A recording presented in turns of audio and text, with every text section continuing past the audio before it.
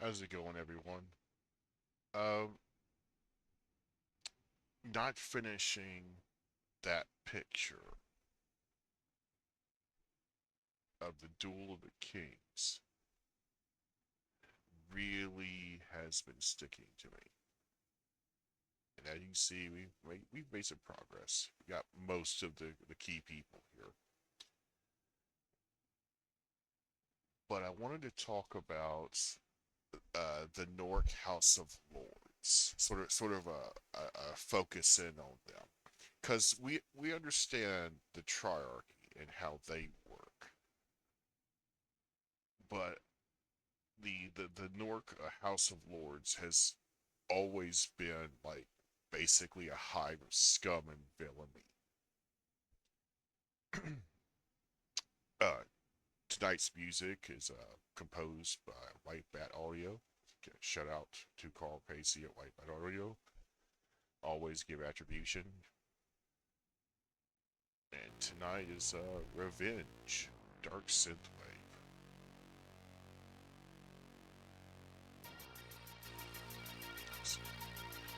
I finally figured out the setting to where I can monitor the feedback volume through my headphones of my mic, and I can tell instantly that's a bit too loud.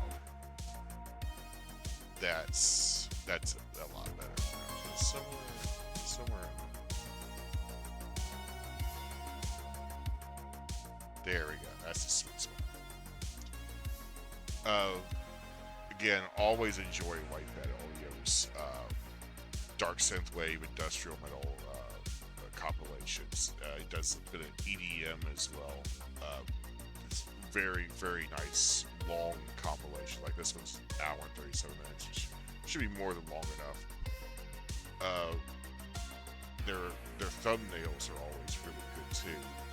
I don't know if they're AI generated or if he has various artists working for him. I'm not sure, but they always look great. But back to some not so great looking artwork. Okay, so no camera tonight. Just didn't feel like it.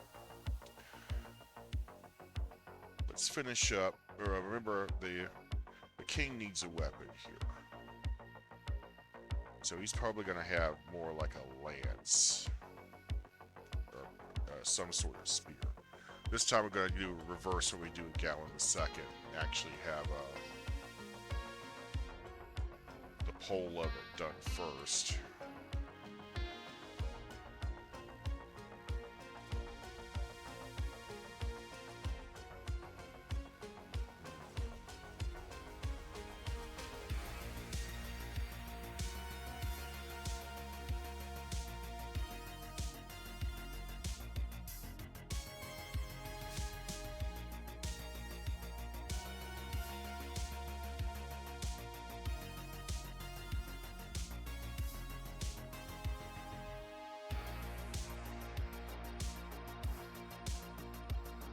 And of course, you always want to have that highlights.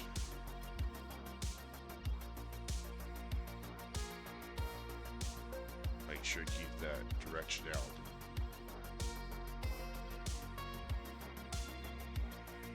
There we go. So, I envision a Nork Lance being a little oddball. So it would have sort of like a counterweight in the back, like a traditional lance. So we do that right there. Fill that with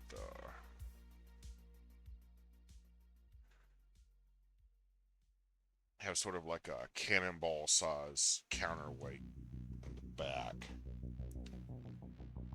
And maybe like a Suba, like almost like a katana's rounded hand protector slash hilt. That's got to be a little further up. There we go. So he can, tuck an arm under it. It's counterweighted, and it has a little bit of hand protection. And of course, we're going to need a armor-piercing tip. There we go. Perfect. simplistic but functional. A lot of the jousting jousts or lances you see in like Renaissance festivals, they're just, first of all, they're designed to break in half. They're not war lances. War lances from the medieval period and the Renaissance period would probably be more like this: solid shaft, metal or brass hand protector, and a counterweight in the back, and a very, very sharp, like needle-like tip, because you want to be able to pierce through that armor.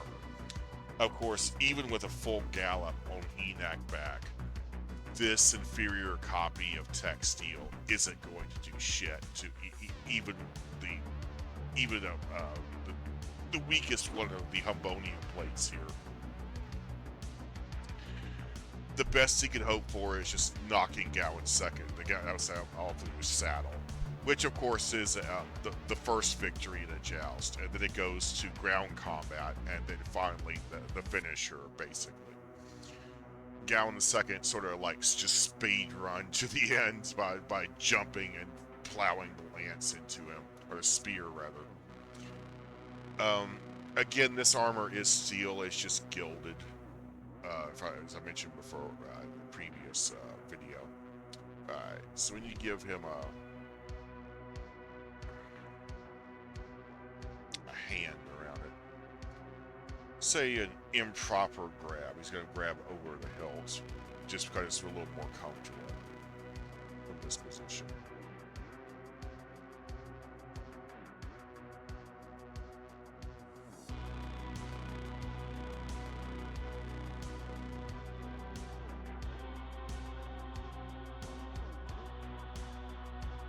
And again, even though Gowan II showed respect by giving even an improper salute,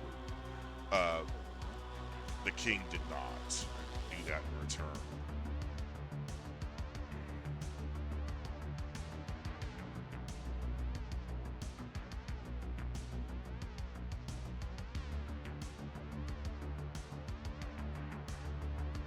I feel like I'm making his hand way too big.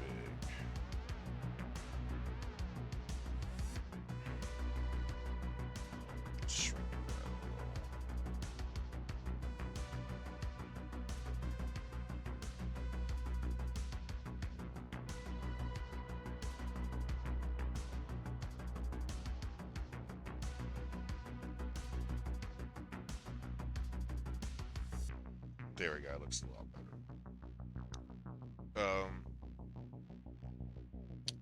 And you know what? I want to show Bathic showing the Nork salute, which is basically 45-degree from the elbow, bridge of the knuckles against the forehead, with the fingers out but clasped into a fist. That's where one of the slurs towards Nork soldiers at the time is the attack army had was to go fist yourself, basically making fun of their wonky ass salute.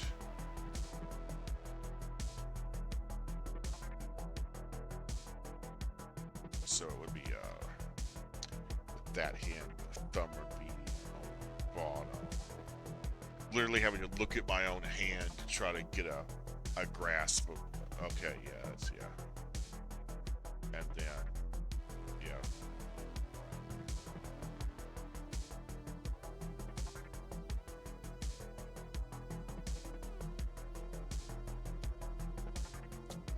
It still doesn't look right.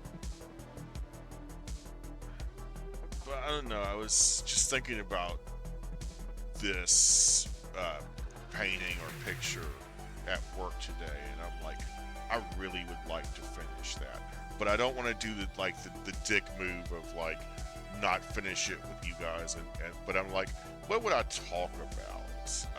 I don't want to go into Revenge of the Forsaken yet, because that's going to be Sunday, and that's going to be fun. Is because I'm going to be essentially doing this, but colorizing the first 3 black and white graphic novels, but colorizing them by hand, while talking about the transition between Gawain II being king and his son Val taking over.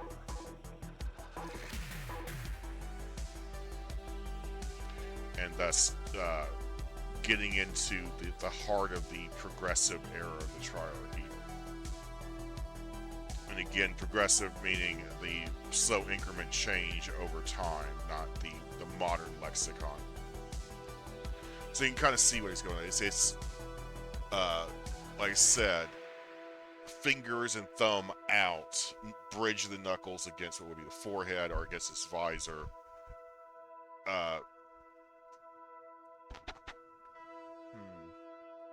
That thumb still doesn't look right. I think it is though. It's just this is an awkward angle to look at it. You know what? That get that flare. That's part of the problem, I think. Yeah.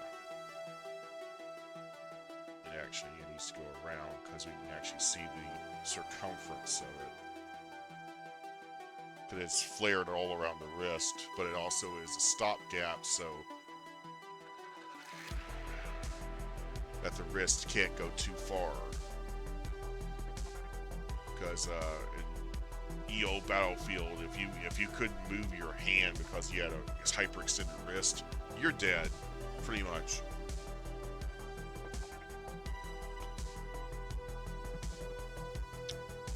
Beverage of choice again tonight is Busch Light, the nectar of Iowa. Not sponsored, just an alcoholic.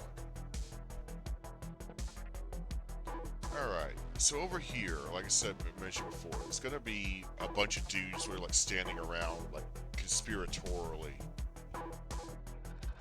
They're going to be wearing long cloaks and tunics and very nice boots.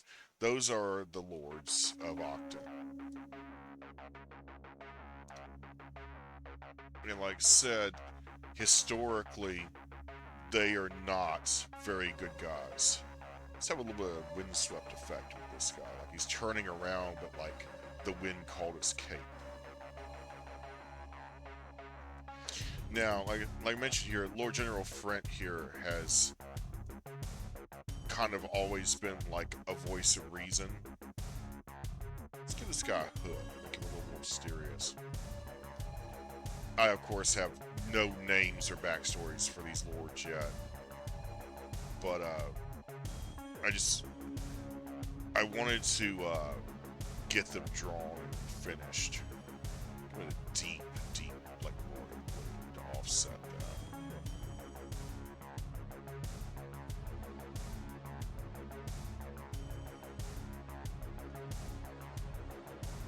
These guys, of course, as per dueling tradition, would not be armed. They're not here to fight. They're here to observe. Same as all of these texts in the background are. But because they're soldiers and they are armed and armored, they have to sort of like be away. They can still watch, but they can't like be close enough they can like jump in and interfere. And again, allegedly the sex slave Ada, who was the main character of Yellow Sash, was present, but there's also records of her still being in the prince's dungeon. So, unless she was like in two places at once, or like astral projected, or one of those sources was just wrong, she probably actually wasn't there. Alright. Go back and make that darker so it now in tech culture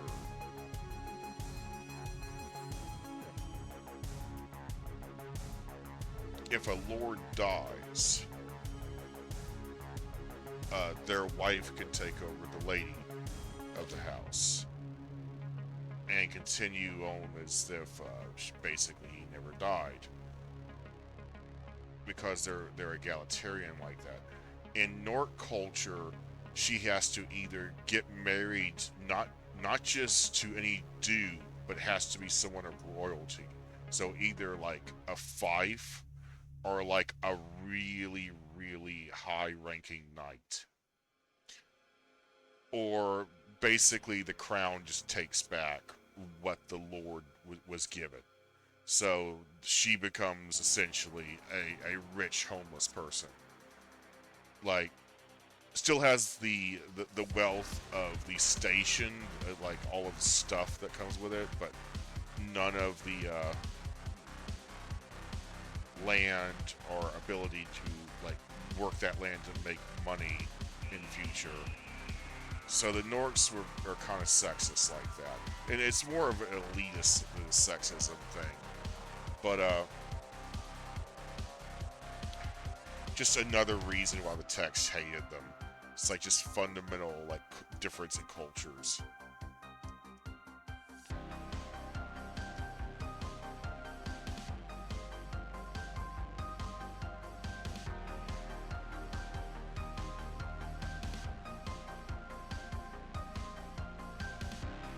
Again, sort of a windswept sort of thing going here.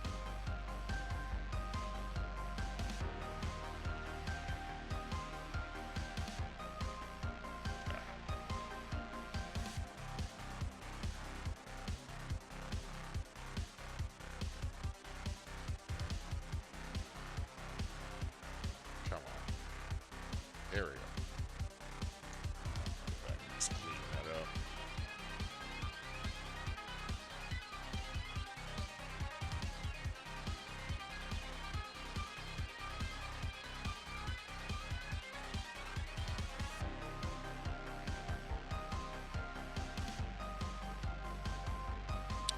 And give him like a big, like Viking style leather belt. Something expensive looking, something that a commoner wouldn't have.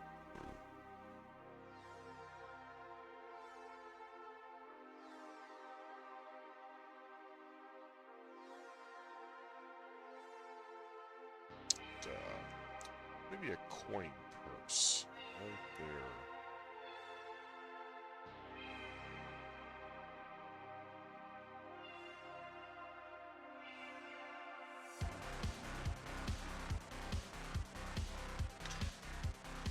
And basically, this arm is down to one side, covered by the cape.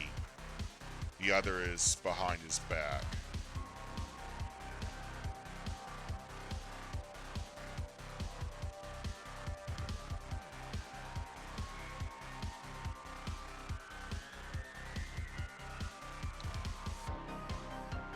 Now, again, the texts are egalitarian, but they're not insane like a lot of communists, where they think that men and women are perfectly interchangeable. You're not going to find that level of idiocy amongst the texts. In fact, that was the immediate criticism of allowing women in the military for against Galen II was, oh, are you going to put them on the front lines then? And Galen II is like, no, they're going to be in support positions to free up other men. So artillery positions that are behind the line, uh, a rear entourage, things of that nature. And the press just was just smelling their own farts with just having a field day with that until he outlawed condoms, and then that was anything anyone was talking about for pretty much a whole year, which again was a ploy against the press to make them completely overlook the fact that he forced conscription. And there were only a few papers actually even talking about that. Give like a little pinch there, like he's grabbing it from the inside. Yeah. And a brilliant ploy. Galen II got to be really good at playing the press. Let's get like a big brooch here. Go like a little jewel right there.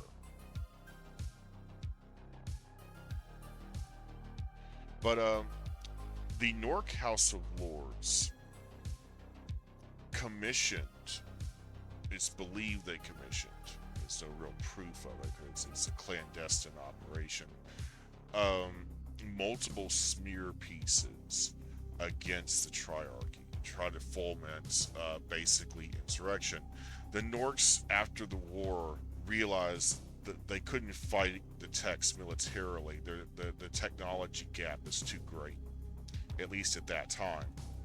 Um, so they figured if we can't defeat them, we'll demoralize them and divide and conquer them. And that was a tactic that Techs were not used to dealing with, because most Techs are very honest people. They're not going to engage in like what we would call fifth generational or information warfare against their enemies. If they're going to engage their enemies, they're going to engage them traditionally, kinetically, and with open warfare, like they just did against the Norks. But the Norks are very, very Machiavellian like that. They will tear each other down through propaganda and through manipulating the press to smear them. And the Triarchy had to basically play catch up with that. And the term that coined was yellow journalism, is that they were journalists who were already critical of the Triarchy. Just got like a big Santa Claus buckle. Again, something a rich guy would only be able to afford. And they would have Nork operatives go into town disguised as basically like free Norks from Norktown. Sometimes very badly disguised. They would still wear like the crazy like Viking style boots that have like pointed toes and shit. Inside of Ulysses.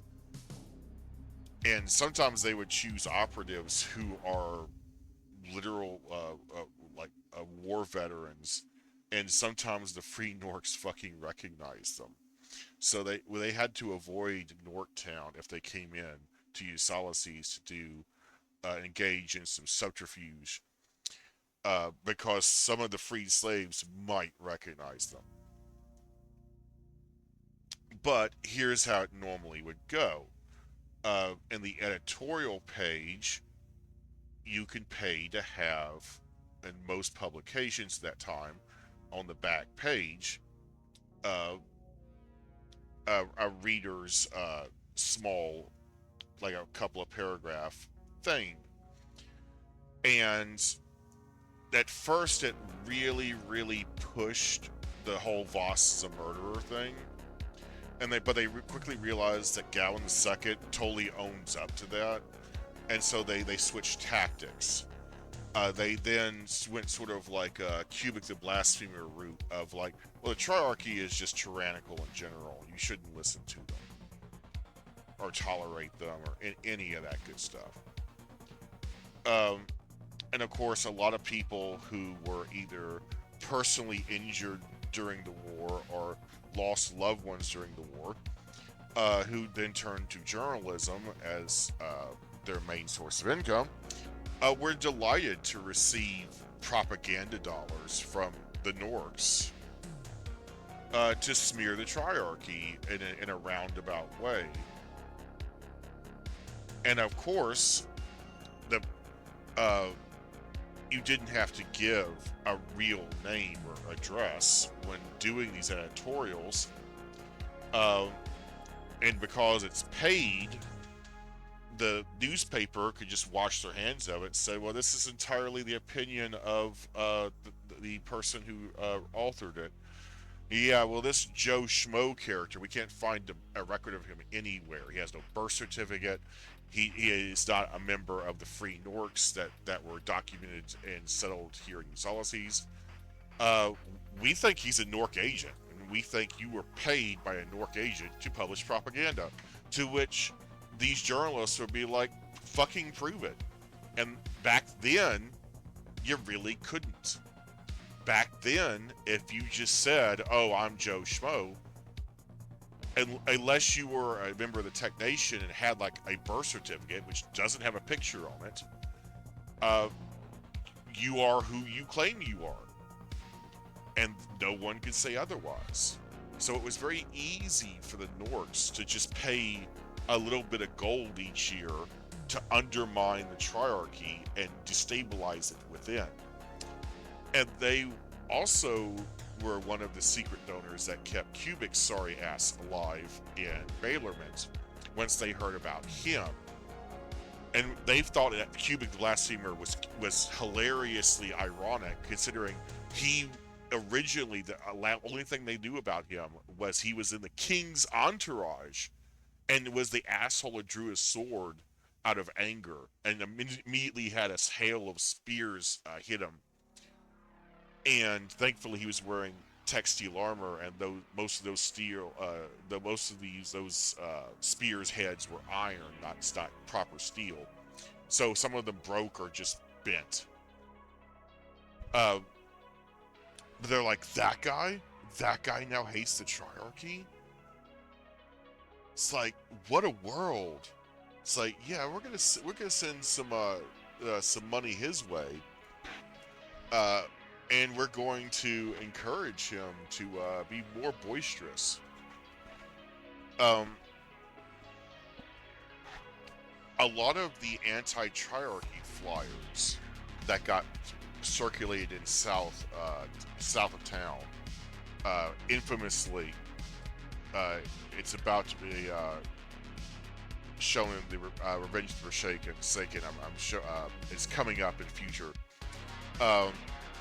But Galen II was known to cover up his scar and sometimes wear like a fake beard and stupid shit like that, and sort of just hang out in town as a normal Tech in disguise. And while he was out and about one afternoon, or one morning I should say, he encountered a man hammering anti-Triarchy flyers to bulletin boards and just openly saying in these flyers, down with the Triarchy, reasons to overthrow them. And it literally like listed reasons to overthrow them. And Galen II was like, you know what? Fuck this guy. Now, he didn't kill him himself. No. He did something arguably worse. Technically, he could have arrested this dude on his own accord and then just let Kubik's civil enforcers take him away back to the palace. That would have been the sensible thing to do. No, what he did was, when he came back to the palace pissed off, and with a handful of these flyers he had collected, he found Cockrell and Veto checking in for death warrants, as they have to do daily during that period, as Ranger enforcers. And of course, Cora is on Cockrell saddle as usual. And he stormed over to them and is like, do you Rangers have death warrants today? And they're like, no, sire, we just checked with the commie, we don't have anything. Do you have something you need us to do? And he's like, yes. There is a man with one eye, one hand, and who lives in this apartment building.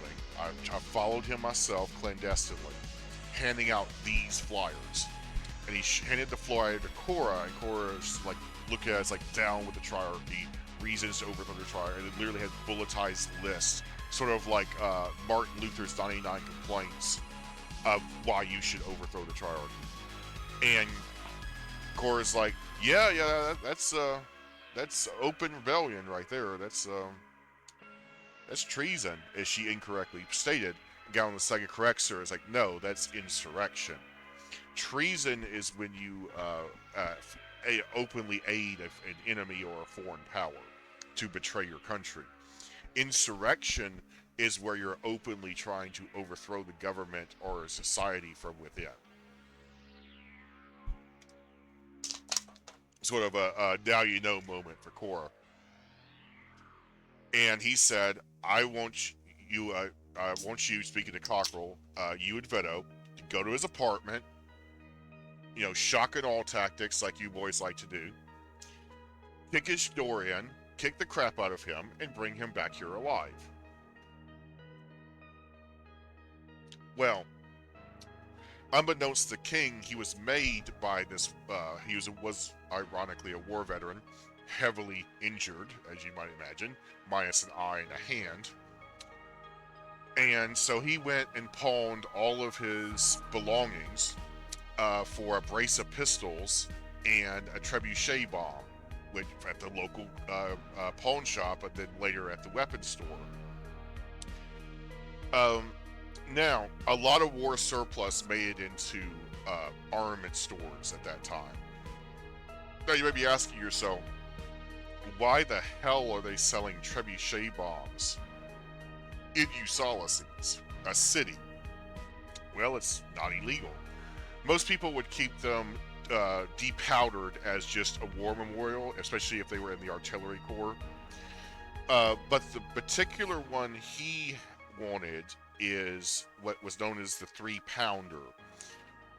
That was just an iron, like cherry bomb, about say 5 inches in diameter, 3 pounds, obviously, of blasting powder inside of an iron core and capped with a fuse. The fuse had a 3-second delay, pretty much like a grenade would have. These were usually thrown by auto bows or by smaller, like, ballistas. And they weren't used a lot because the trebuchets with the big basketball size and the grape shot inside of it, those were the bombs that got used up and that everyone wanted as a display piece after the war. The little tiny ones that are almost like a hand grenade, but were sort of an afterthought and never really used. But for clearing out a room of people, just like a hand grenade, it would be perfect. And again, these bombs basically were just either defused or depowdered, which you could just then buy powder to refuse and redo them. You also have to remember it's a simpler time. Like, people weren't as malicious as they are nowadays. Trust in a society goes down over time, unfortunately. So the idea that someone would buy like one of these little ballista bombs, essentially, to use as a hand grenade, it's unconscionable. It's like, there's no way would anyone would do that. It's crazy. So Gallon II demands that basically Cockrell and Veto go get this guy, and he wants it done quickly. So that's why he doesn't want to go through the civil enforcers. Is that they one would probably screw it up, and two, he doesn't want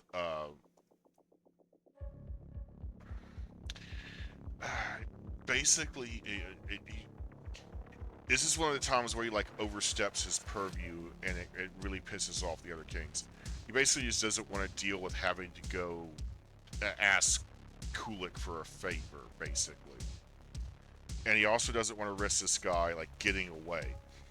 And here is the answer to both problems. Cockrell and Veto have nothing to do today, and they're my two best Ranger enforcers.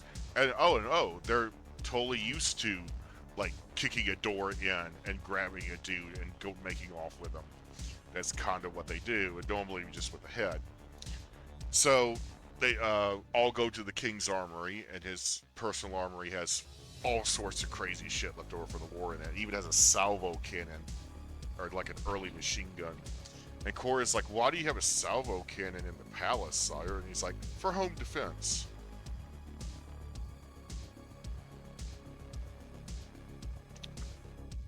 Now, they pick out one of Hykos's ballistic resistant shields that is relatively bulletproof for that era. Again, it's Kodopan with a steel core to it. And Cockrell's like, this would be great for entry because he's probably going to arm up, and they always do. But the king didn't realize that he had been made by this guy. and that he was basically holed up, heavily armed, and with explosives.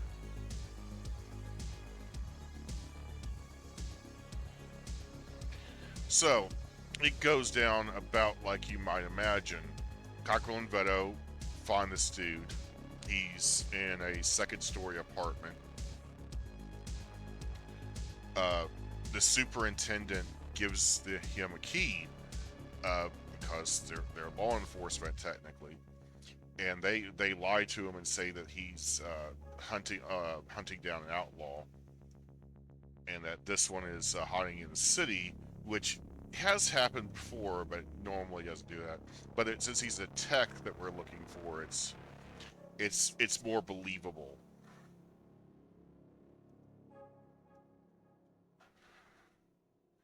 And this guy hears the key and sees the shadow of someone outside of his door. And first thing he does when they swing open that door is give a pistol blast right dead center of it, just to let you know I'm armed.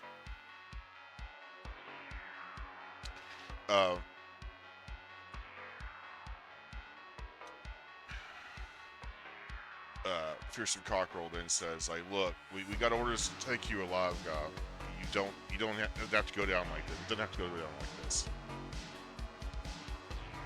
And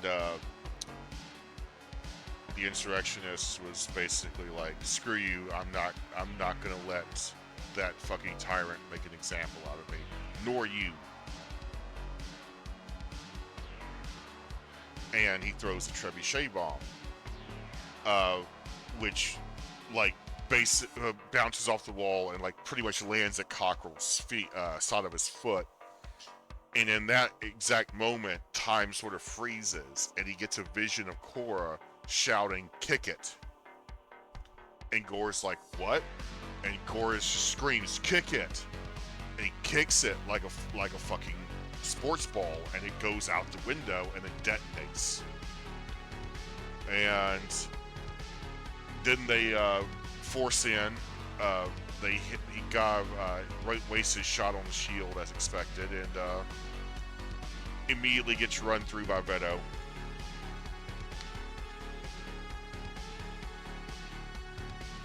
But the problem is now he's dead.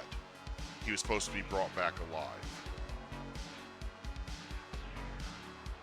Oof, that guy's eyes are wonky. Let's make the nose a little, yeah, that fixes it. Sometimes a face just doesn't turn out like you expect it to. And of course we are like extremely zoomed in, so I've really enjoyed doing pixel art for Get Good. That's way better. That's more, more like, oh, this poor man's gonna die. Very remorseful. Like I say, I'm trying to go with a tone of haunted painting, basically, because in canon, this painting is kind of cursed. People don't like looking at it. They kind of to avoid like staring at it.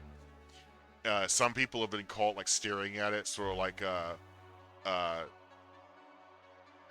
the picture of what is it? What is it? Vigo, the Carpathian. And like it's sort of like Ray staring at it. It's like you feel it like staring back into your soul. And again, just on the surface level, it's just a bunch of rich dudes standing around in armor. And this guy turned out way taller than expected, but he is an orc, so I'll let it slide. Give him some boots. Give some boots here. Boot action going on.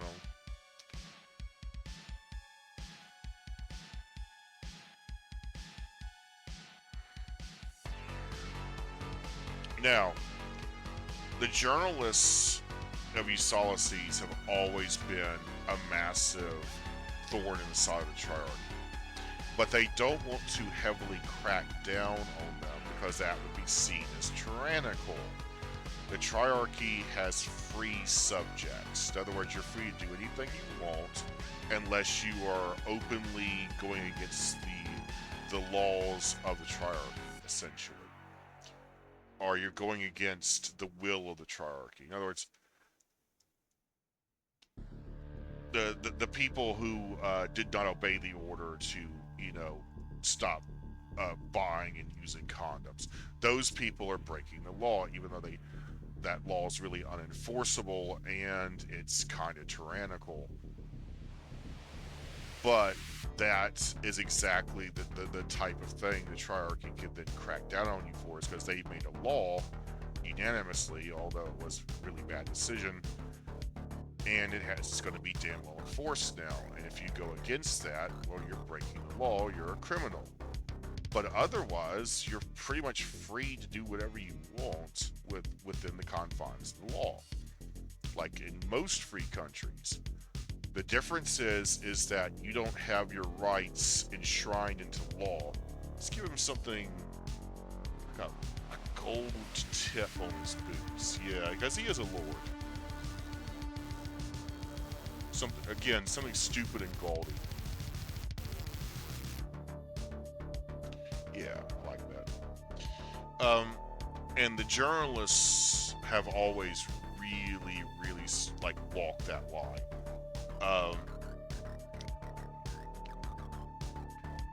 Now again, there is no journalistic protection in the Tech Nation.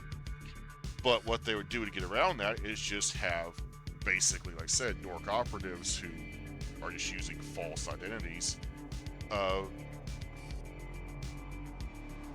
to plant what is essentially propaganda pieces in the back of these popular magazines and newspapers at the time to undermine the triarchy and to fulminate a negative opinion about them over time. Again, this is how Nork lords operate. Techs would find this dishonorable because you're essentially attacking someone without consequence to yourself, and you're also impugning their honor and their reputation. But again, there is no recourse. There's no way to challenge you to a duel or any of that, mess to basically put you in check. Now, not only do journalists not have a lot of protections other than just the general idea of freedom of speech, they also had to endure what was known as the right to retort.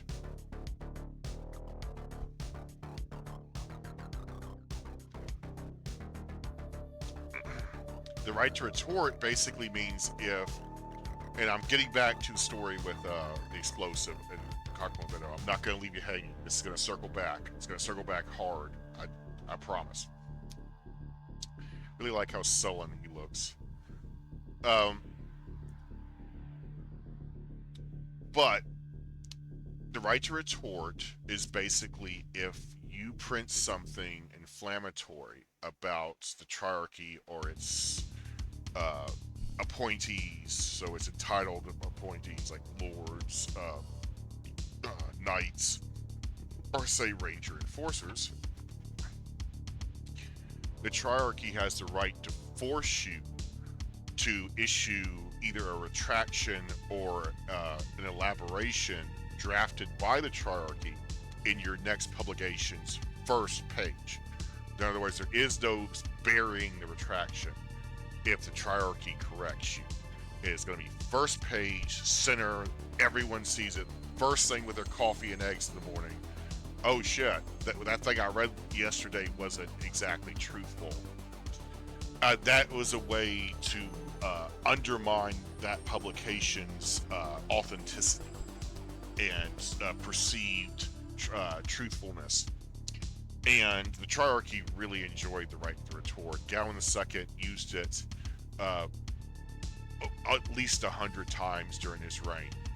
And it was very effective at countering this paid and bought for yellow journalism. And here's one of the reasons why. The bomb that Fearsome Cockerel kicked out the window landed in a shit dipper's barrel cart. Now, what is a shit dipper? A shit dipper is, or dip shits, is the more common use of that vernacular, was actually, back in the day, a legitimate business. What you would do is you would hire a couple of dipshits to empty your personal backyard outhouse. And early you saw these. If you had a piece of property, you would have like a permanent septic tank hooked to a basically what is a concrete porta potty or an outhouse. And sometimes you would have an outdoor shower back there as well, in a closed courtyard, so your neighbors can't, watch you take a dump or a shower or anything. But it was a rich man's convenience, essentially. Later on, they had indoor plumbing with cesspits, which I've come to find out I didn't invent that. That's a real thing. They're called digesters, and homesteads use them to make natural gas, which is exactly what a cesspit does. It's a big brass tank in the dungeon, i.e. the basement, that all the wastewater, the shit water, goes into, and it ferments and creates natural gas that's piped back into the house for heating and illumination for gaslight. Brilliant system, very eco-friendly. You literally use the solid waste from last night's dinner to cook tomorrow's dinner through the magic of decomposition. A couple of problems with that. One is they tended to explode if they weren't regularly maintained.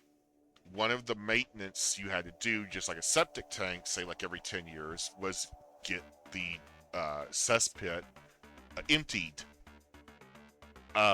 So how do you do that? Well, you hire people who specialize in excrement removal, dipshits. They have a bucket dipper or sometimes a hand-cranked vacuum pump to pump the shit water out of your either old school backyard outhouse, or more modernly, they will go into your dungeon and again, most often would use the hand-cranked vacuum pump to suck the shit out of your cesspit, and then also suck out your gas lines and purge them so that there's no backlog that would create spurting with the gas lights upstairs, which might cause things outside the range of the flame to get ignited.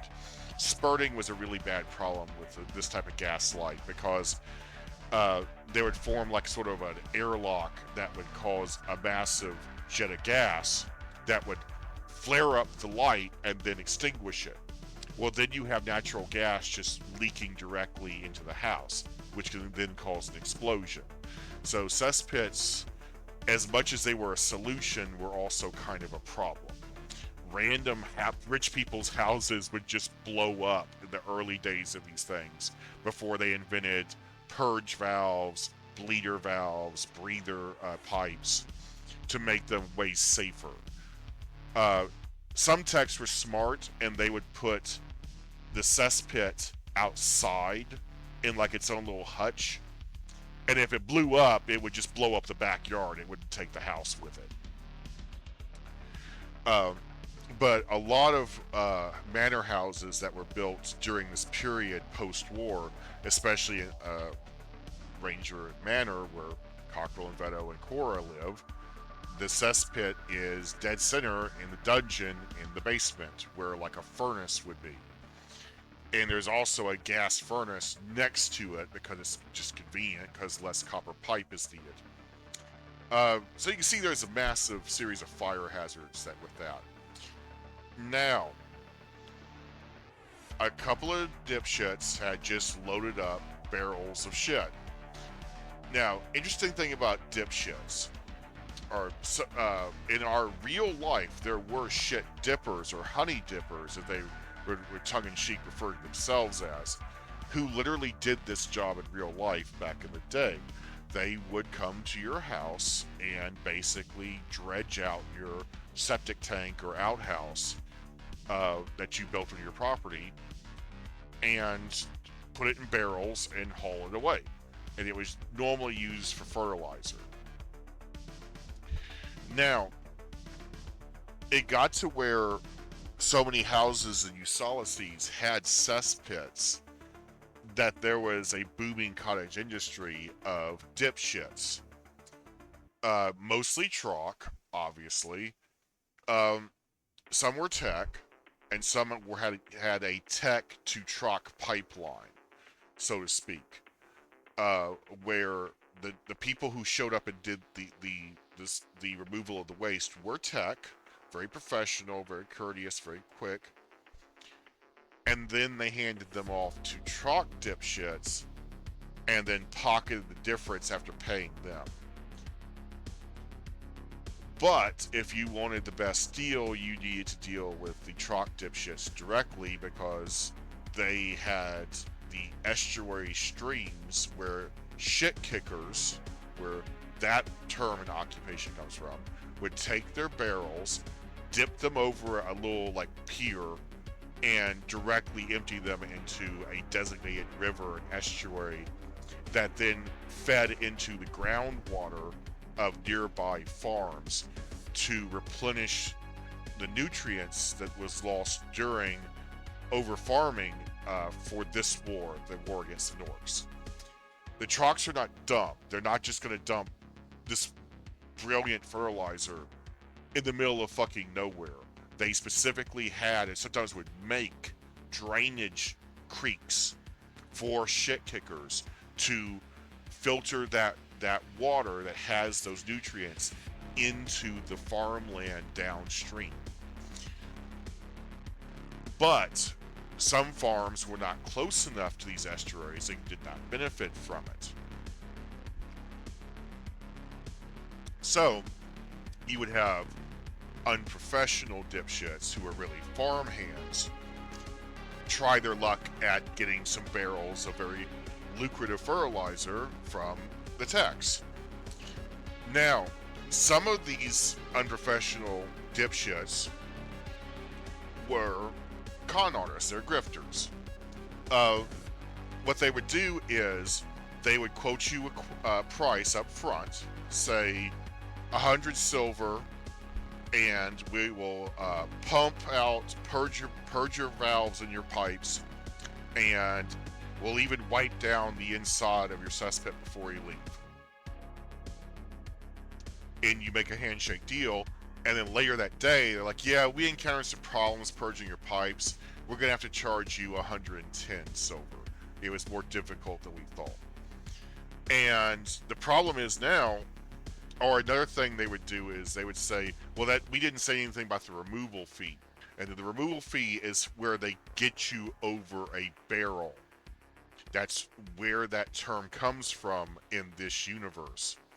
They have us over a barrel, it means they are screwing us over the shipping cost for the barrels of shit they just filled from my cesspit and or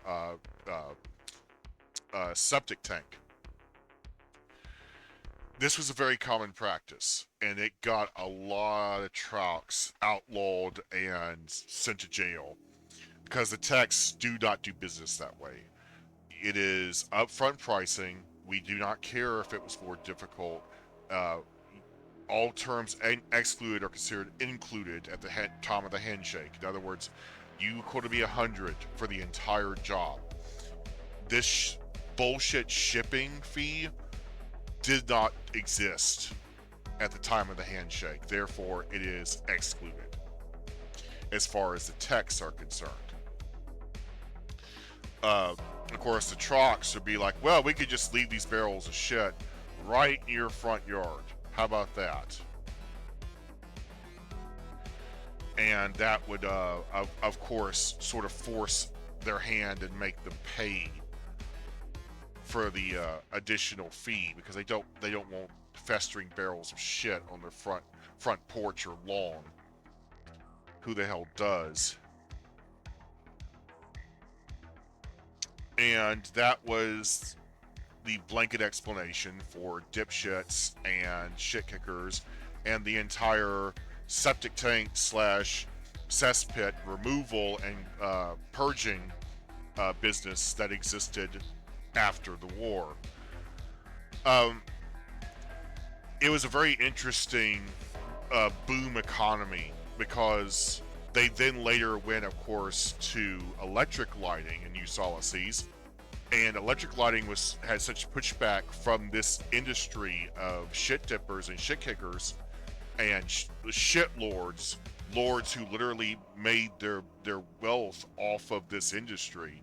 And that's also where that term comes from. And yes, that is a derogatory term for rich trocks, shit lords.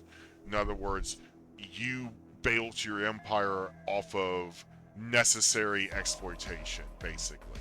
In other words, we need this service, otherwise we'll get sick and die, or our house will explode. So you're kind of taking advantage of us, but at the same time, buyer beware. So the text never really had a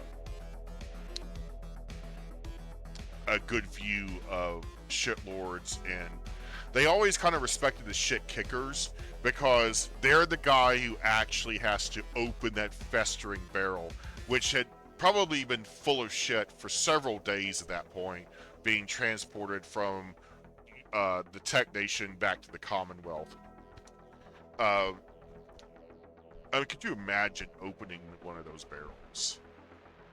Could you imagine all day for like 12 hours fucking kicking like 200-pound barrels of shit water into an estuary from like a little pier, and then you had to collect them on the sod and wash them out upstream and then put them back, and then make sure you put them back on the right cart because they're owned by the company. The barrels are owned by these individual companies. Don't mix them up. It's private property. They'll fucking sue you. What a shit job, literally and figuratively. So the techs always kind of had respect for the shit kickers. Everyone else, like up the chain and down the loop from that, of that industry, today is sort of like looked down upon and even kind of mocked. It's like, God, what a terrible time to be alive.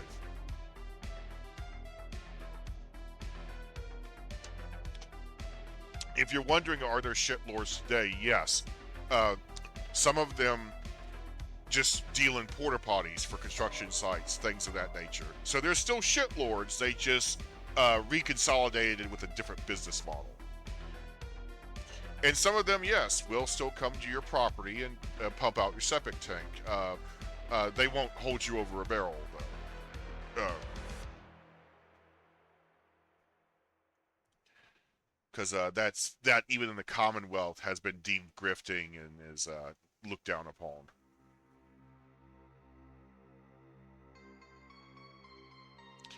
Let me give a little more dynamic shading to this guy. Like I said, I like how sullen he looks. Almost like he's like just looked at the king and then looked at Gowan II, and it's like, yeah, he's gonna lose. He's gonna lose.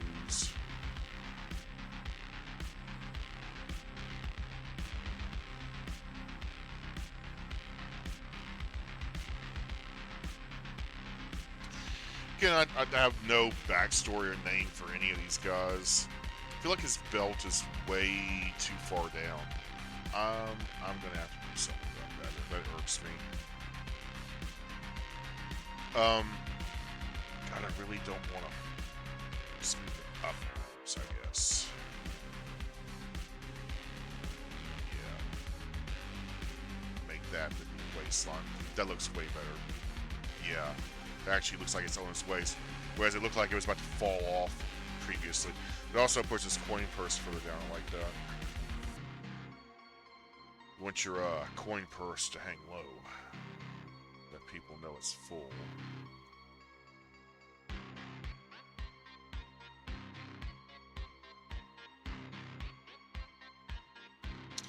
So, as I said previously, Cockrell, following the astral projection vision from Korra, essentially, If you're wondering what was happening back at the palace, she was hanging out having sort of a play date with the prince.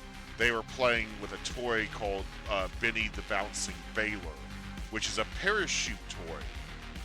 And he was explaining the physics behind how parachutes work to Cora, because that was the only bit of the story that she still was like foggy on. Like, how do parachutes work?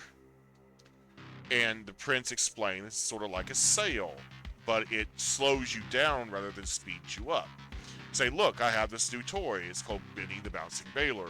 Benny the Bouncing Baler is, of course, a retro toy that is beloved and sought after. They are extremely expensive nowadays, not only because they're so blatantly racist, but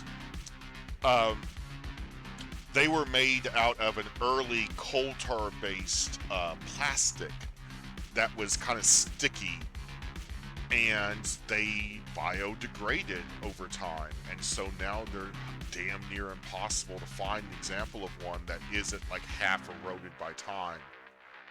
And also because of in Revenge of the Forsaken, this was a toy that the prince was playing with Cora with, and also explaining stuff about how it works. So it's culturally relevant, but also it's a massive collector's item.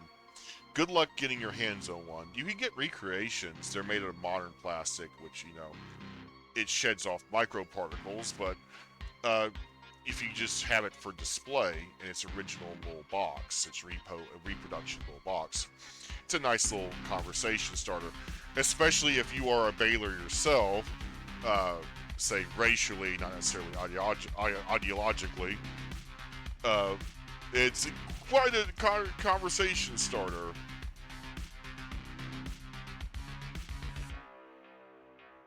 Like, do you understand how racist Benny the Bouncing Baler is? Imagine if there was like a Mr. Potato Head set that was like a lynching, and it had one like black figure. Yeah, I hate to get that graphic, but that's literally how they see Benny the Bouncing Baler. It's like super offensive, and it's just a little like humanoid figure that's molded out of like early plastic that just has a little parachute attached. You throw him up in the air and he floats back down. It's like very similar to the paratrooper toys you can see like at like Dollar Trees and shit like that. They still sell.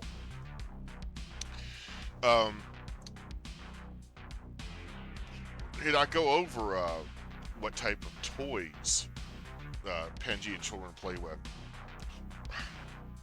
In the next installment I'm working on,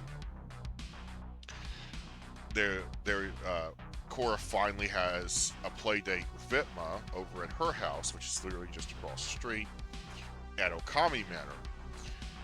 And she was like, "Oh, what type of dolls or toys do you have? I know you got the doll house. They talk about, you know, what the Duke did to it. Literally goes that tone, like, oh, whatever." And Vitma's like, "Well, I don't really play with toys. I kind of collect swords and guns." And so Cora just like, I imagine like a wide shot panel of Cora just looking around Vitma's bedroom, and like there's one doll house. The doll is in a little display case, like an old lady is keeping it. The dollhouse has a protective, like, little sheet over it, and this wall's full of guns and fucking swords and daggers. And Vitma's like, "That isn't strange, is it?" And Cora's like, "Well, I mean, it's your money. You ask for whatever you want for toys." And then she actually goes and like has an impromptu play date with the prince, and he's got like actual toys, but all of his toys are like scientific toys. They're meant to demonstrate like physics or chemistry or things of that nature. But while she was playing with Benny the Bouncing Baler, her eyes went like super wide, and she just shouted, "Kick it, kick it!" And the prince is like, "Kick Benny?" It's like, it's just gonna go up in the air a little further. Like, okay. So he literally sort of like just drop kicks it, and it goes super high up in the air and then comes back down. And Cora's like, oh, that's just not what I meant. And then Val was like, what did you mean? Because at that moment, mentally, she wasn't there. She was in that hallway shouting at Gore, Fearsome Cockerel, kick the fucking bomb, or you're gonna die. Um, so, the Shit Dippers cart and their barrels, their precious barrels, which are reused again and again, gross, were obliterated. And unfortunately, this was a tech operation that was doing this, not Trox. So the king had to actually, like, answer for that. Let's make another little person here. Let's say a blue. Like I said, Norks were very colorful in what they wore. Where, like I say, the texts are very, like, monochromatic, like black and white almost. Little pops of color here and there, but not a lot. And again, this was the age of capes and cloaks. So I'm gonna do sort of like a, yeah, fold over like that. Again, a hood. Hood's nice, especially in this type of weather. But it gives them sort of like a monkish look.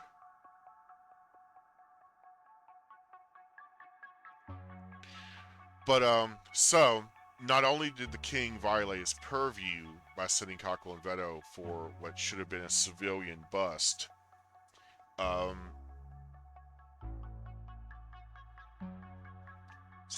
go ahead and fill it in with black. We'll fill a face in later. Just make it easier on ourselves. They accidentally damaged civilian property and had to have the Triarchy pay them back, because, not to mention that they brought the corpse back as demanded. But he's dead, but we brought, here he is, king, as requested. And of course Gallon II was absolutely livid. It's like, I wanted him alive.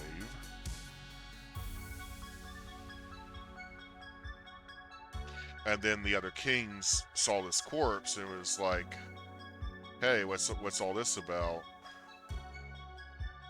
Let's give it sort of a lopsided effect. So like a single brooch here, poking out gold, something gold. Yeah, right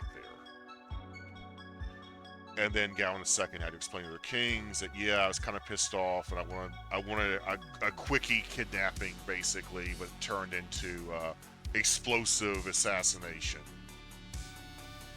And the kings are like, we're not happy about this. Not only, did you make literally and figuratively a mess, you gotten Cockrell and Veto, like, basically in hot water, legally speaking, because they really didn't have the authority or the jurisdiction to go do this. But damn well they're going to do it if you ask them to. So we're going to overlook that. But, like, we're not happy about this, Al. Basically. Maybe some purple.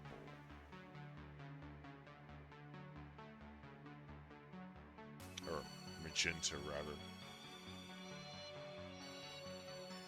And Norks are very flamboyant. Like, they would wear like a purple suit, like the Joker, and think nothing of it. Like, it's perfectly fine. As long as it's good and color coordinated, they don't care. They don't really have, like, feminine and masculine colors in this culture. So only weirdly, like, non-sexist thing that they do.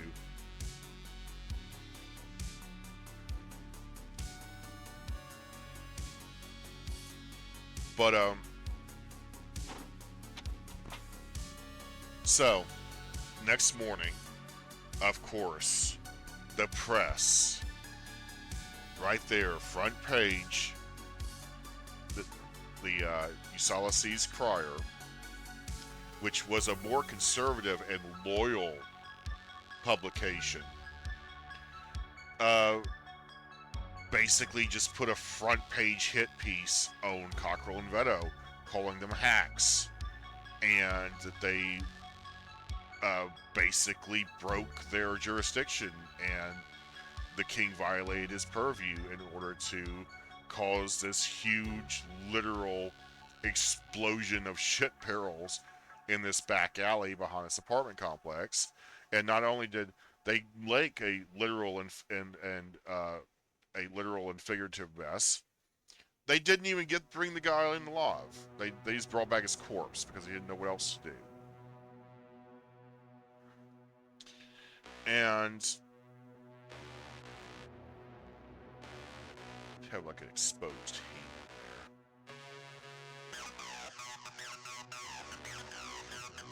there. And this publication has previously not had any major like criticisms of the Triarchy. They're usually accused of kind of being a lapdog and lackey. They kind of carry water for the Triarchy. They're not subsidized, at least not provably. Yeah.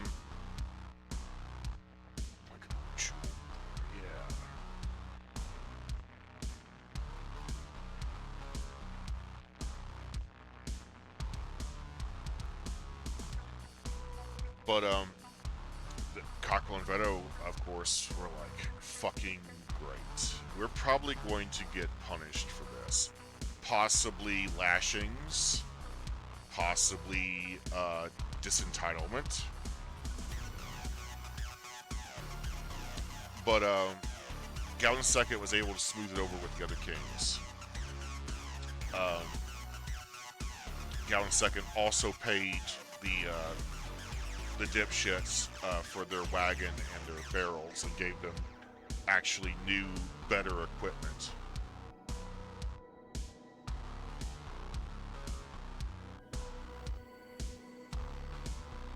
Let's have this guy be a little darker skin. Let's say he's further south and closer to the equator.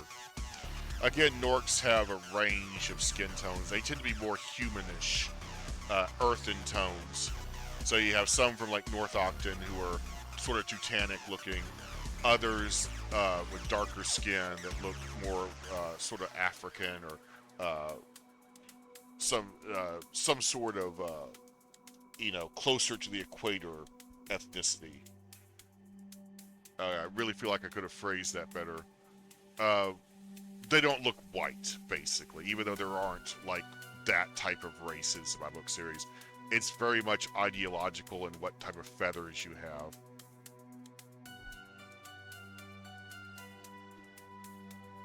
Again, birds of a feather flock together.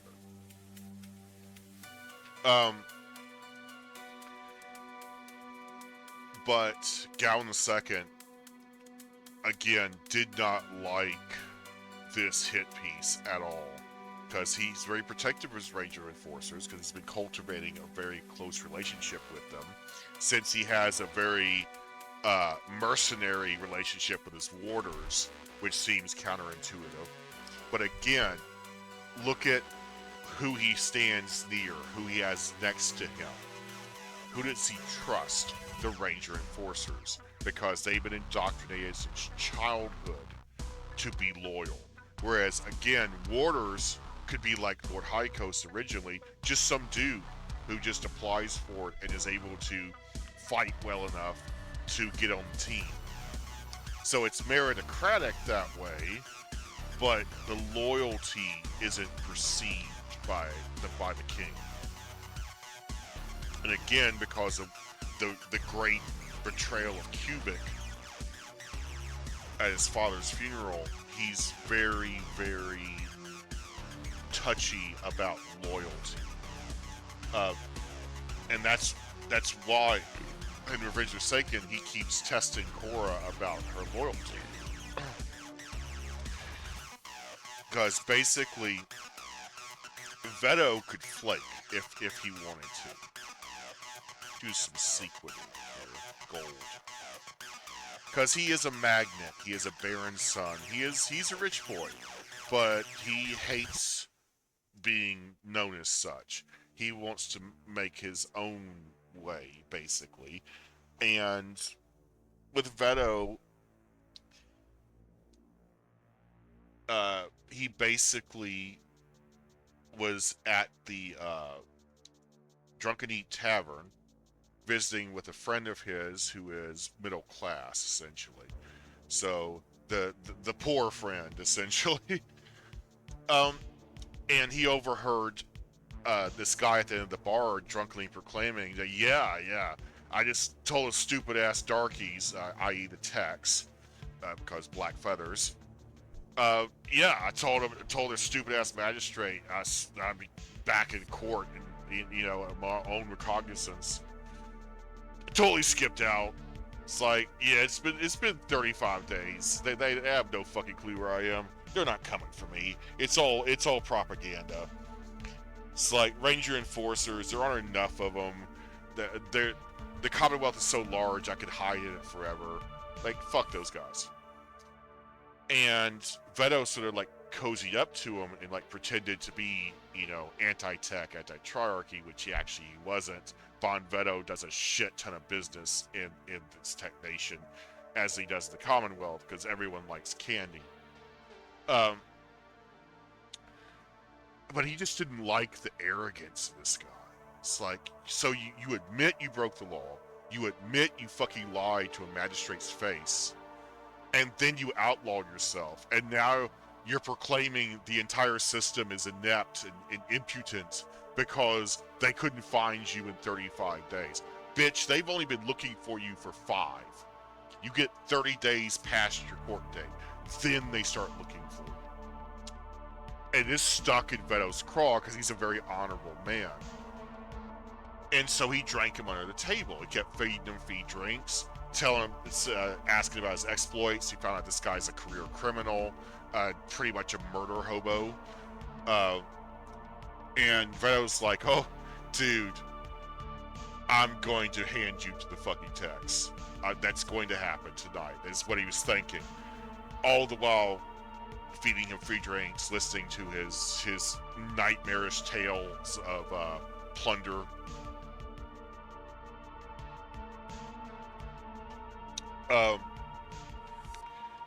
And finally it happened, the dude blacked out. And it's like, damn.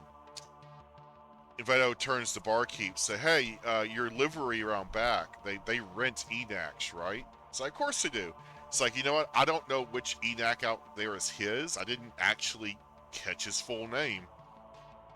But what I'm going to do is I'm going to rent an Enac. I'm going to take him back home with me so he can sleep in one of my guest rooms. Of course, they knew whose son he was, Veto. So it's like, that sounds so wholesome. Like the candy mogul's son. It's like, take some random drunkard home back to his manor house, sleep in a nice bed, probably have a nice breakfast in the morning, go about your day. No. At this time, Veto rode Gilly, who is actually one of the pack Enacs now of Reforcer Manor.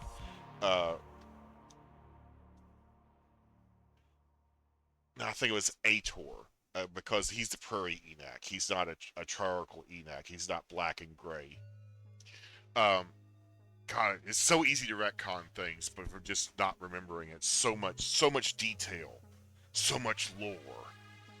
Enough lore to make Matt Pat go insane. And yes, that is a challenge. But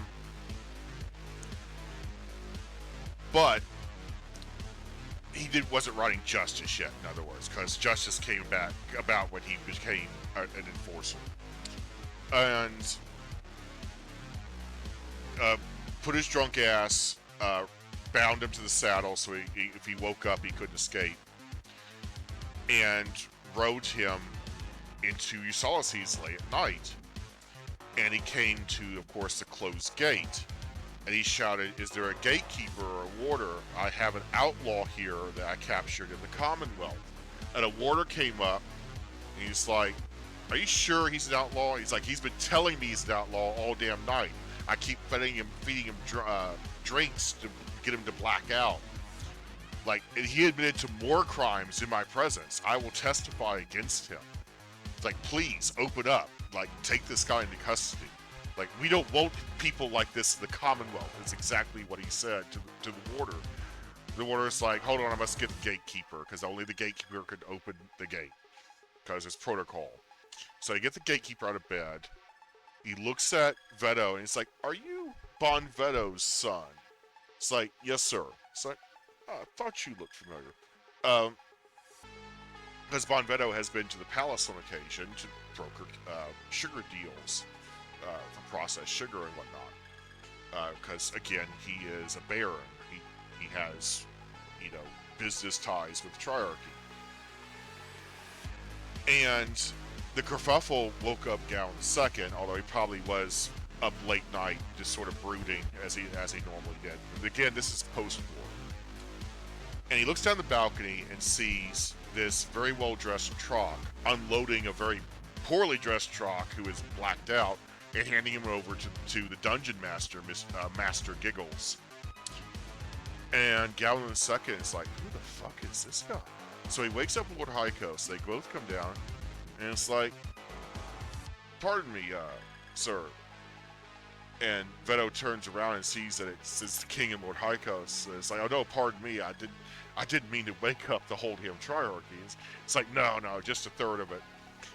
And he goes over the outlaw and lifts his head up, and he's like, I know this fucker. It's like, we've been looking for him for almost a week. Because Gowan II does keep apprised of death warrants. Especially a career criminal like this guy. Because after the war, there's really nothing really to do. And there was no television or radio at this time for entertainment, so what else you gonna do? And then again asks, you are Bon Veto's son, right? What is it? Jan? It's like, no, John, sire. And Gowan II is like, I know it's late, but would you care for dinner? Like, we have a 24-hour kitchen at our disposal. Anything you want. And he's like, no, sire, I rented this ENAC and I really need to get it back. Otherwise, they're going to charge me for 2 days instead of 1. But I will put a rain check on that. And if you send an invitation to the Veto Manor anytime, I will be glad to show up. And we can have that dinner. And Gowan II was absolutely smitten with this guy. It's like, oh my god, there's a Trock in the Commonwealth who isn't a fucking scumbag. It actually, like, did the right and honorable thing, is just fucking encounter a career criminal and then turn him over to the cops. Gowan II, of course, was like, absolutely, yeah. I will send a formal invitation. How does a couple of days from now sound? And Veto was like, sounds great. I'll be here with tails on. That's what he said, even though he fucking hates wearing tails. And Gowan II said, you dress how you like. It's rather casual. Yeah, it's not really a formal dinner.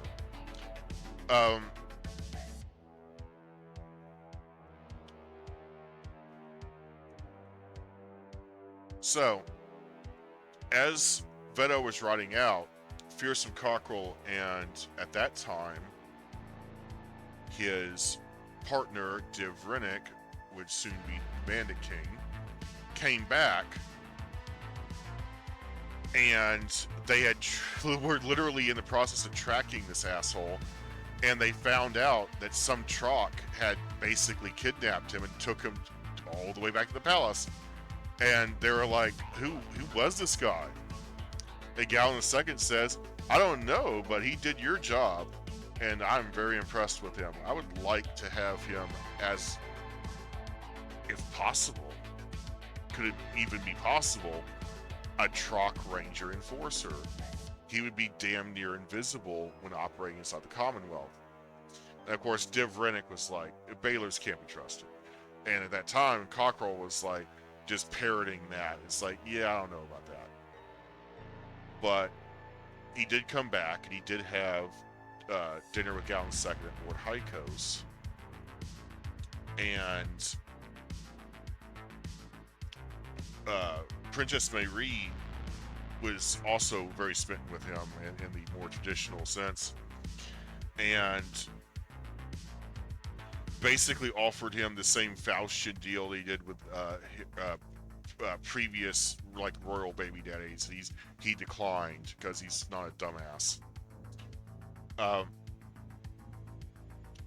which she would, on occasion, keep pressing that from time to time, trying to get him to change his mind, basically. Um, but no, she doesn't know. She doesn't know. And when she's informed, she's like, that no, he's so manly. There's no way. But Beto comes back, and during dinner, Gallon II is like,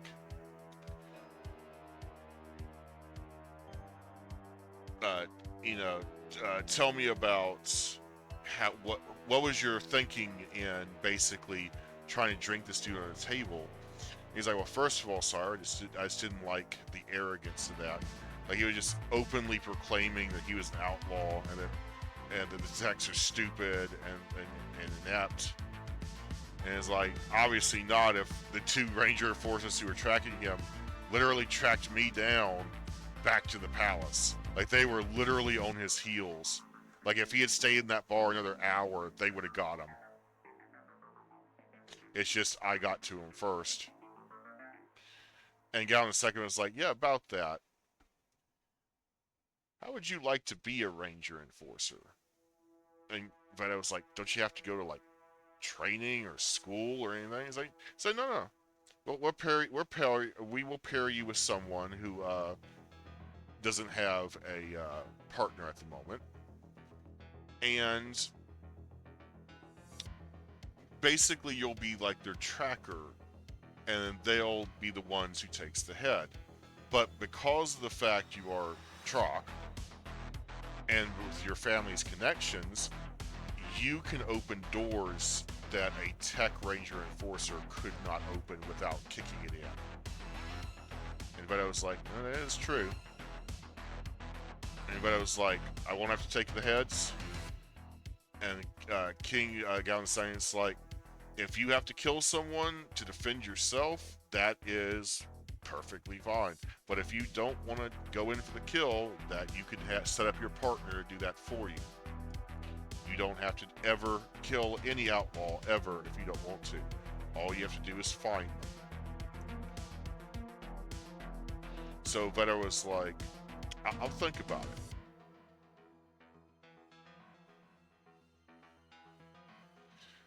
Now, at that time, of course, Gore, Fearsome Cockerel, had his partner, Div Rennick, who would later become the Bandit King, because he was stealing his mark's personal affairs after killing them and pawning them for extra cash, which Gowan II found objectionable.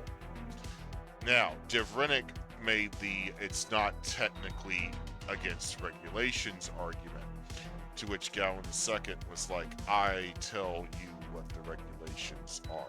I set those, sir.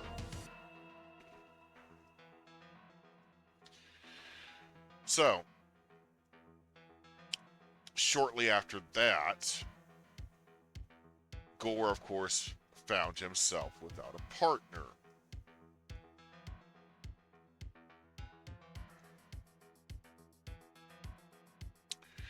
Now,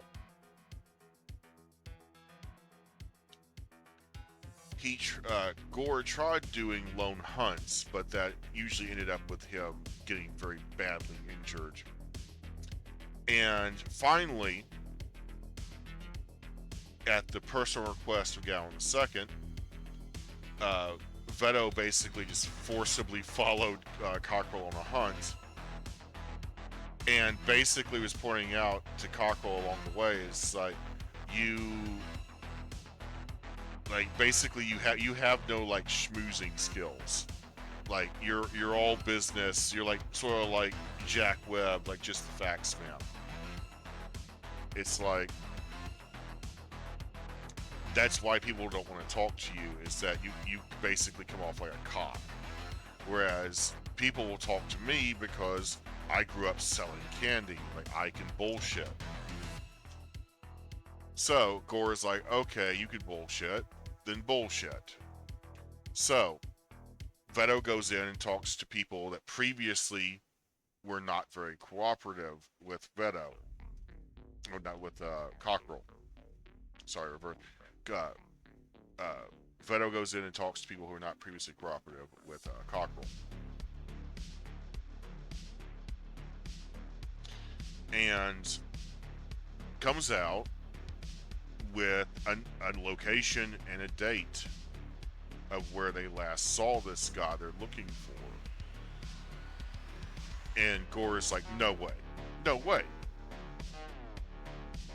And Veto's like, well, there's only one way we can find out, is go to this location, see if he's still there, or if anyone's seen him. So they go to the location in question, and the son of a bitch is still there. Now, this is the point where Gore's like, okay, well, thank you for your help, citizen, but I got this. And Veto is like, you sure you want to go in there alone? It's not a good idea.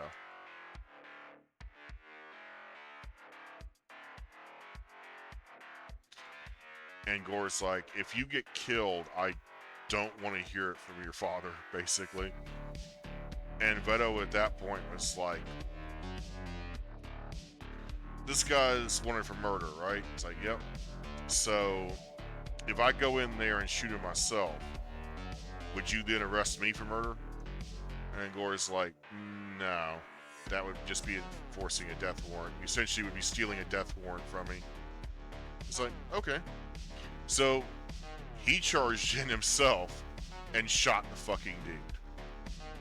Just because Cockrell was like, okay, this as far as you go, guy. And that was a story of Cockrell and Veto in their first hunt and their first kill. Now,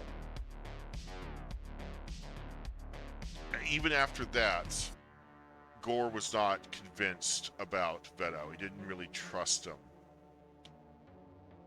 It's like he liked him, but he didn't really trust him.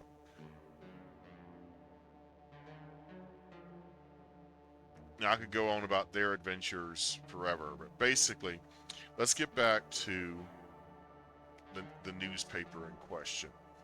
So, turns out this newspaper recently changed owners, and a anti-war protester and somehow miraculous amputee just before he was supposed to report to conscription managed to become the editor. And this dude is known for attending Cue the Blasphemers little orientations in Baylorment.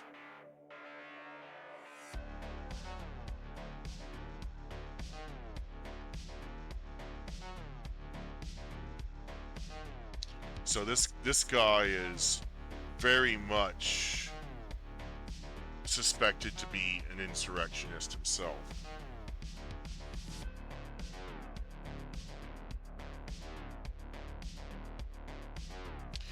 And basically, the night before he was supposed to report to conscription before the war, he was chopping firewood into kindling with a hatchet, and somehow, some way, managed to cut like most of his foot off.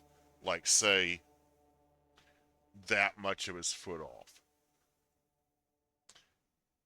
What a convenient accident. Now, because he's pretty much got almost a club foot, he can still kind of walk around with a cane, but he'll never march in the army. How convenient. Gawain II and Lord Hykos show up with Korra and Veto and Fearsome Cockerel in tow to basically shake down this dude and basically inform him that you will be giving us the right to retort. It's like we do not care for the publication that you just did, because it's basically a smear piece. And this editor points out, well, that's it's not really a smear piece. We're just pointing out that, caused a crap ton of damage while doing something that's technically illegal.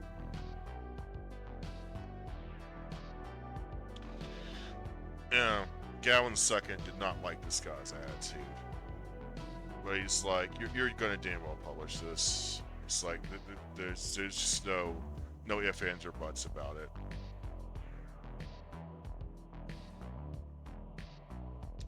So the dude finally submits after a few jabs at Gawain II himself and Lord Hykos.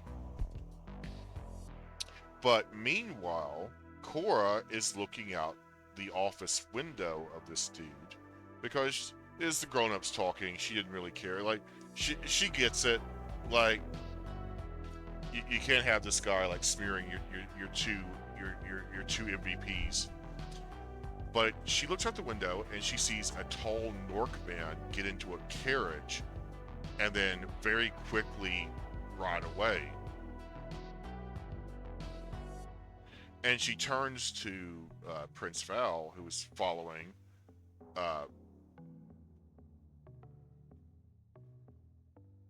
Let's give this guy, a gold nose ring. Oh, did I lose my tip? Damn it. These tips are not wanting to stay in. I hate the design of this damn pen. I really do. Yeah. Give him sort of like a King Xerxes vibe. Very old, as you can see with the lawns.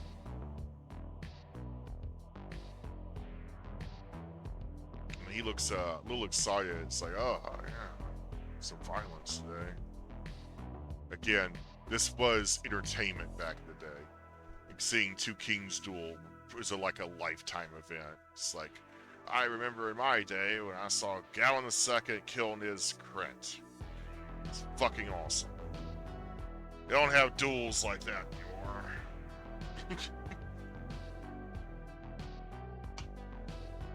But anyway, so Korra leans over the prince and it's like, is there any reason a rich Nork man would have any business at a newspaper? And Val instantly snaps his head like the fuck you B movie meme. It's like, yellow journalism? And the room goes quiet.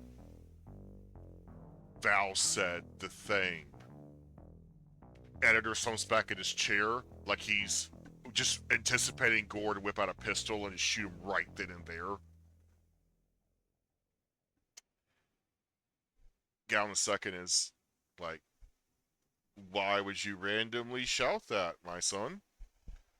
And he says, well, Korra just saw a rich Nork gentleman leave in a carriage out the back alley while you guys were intimidating the editor. And then everyone steps back to the editor. And he's like, I have no idea who that is. Like, could be any random Nork dude in my back alley.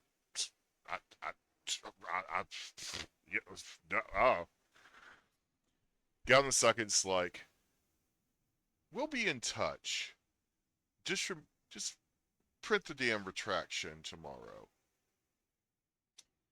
So now Gowan II like, oh, I smell a big fat conspiracy. Like I said, this guy is kind of notorious in insurrectionist adjacent circles. The fact that he had a convenient accident that kept him out of the war. Uh, yeah. Oh, are we out? Hmm. I start a new one, I guess. Again, special thanks to White Bat Audio, or Karl Casey at White Bat Audio. Really love your work, dude. Really love it. It's like lo-fi chill beats to chill to. It just got nothing on this. But then again, I don't want to take the edge off. I want to put it on.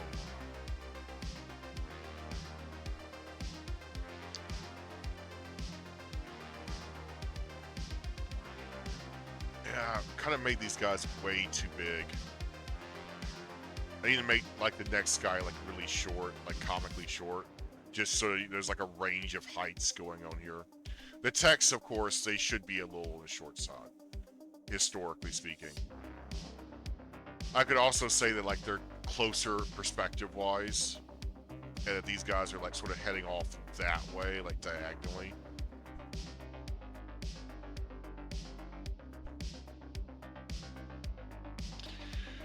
But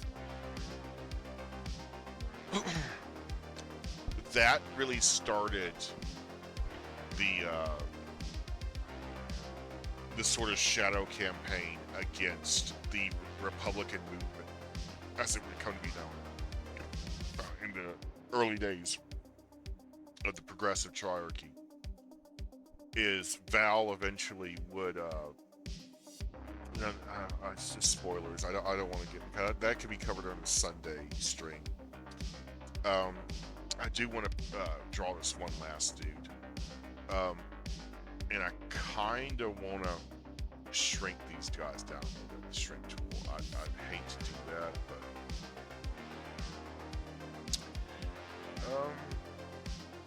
color. So we got red, blue, green maybe, but that's sort of French thing. Kind of orange. Orange is a nice color. Again, Nork royalty tends to be very flammable, so let's make this too really small.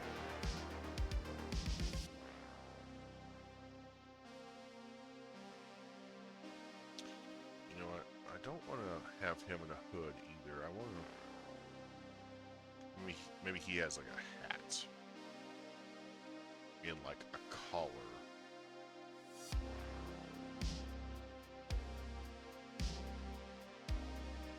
And then a cloak that goes down.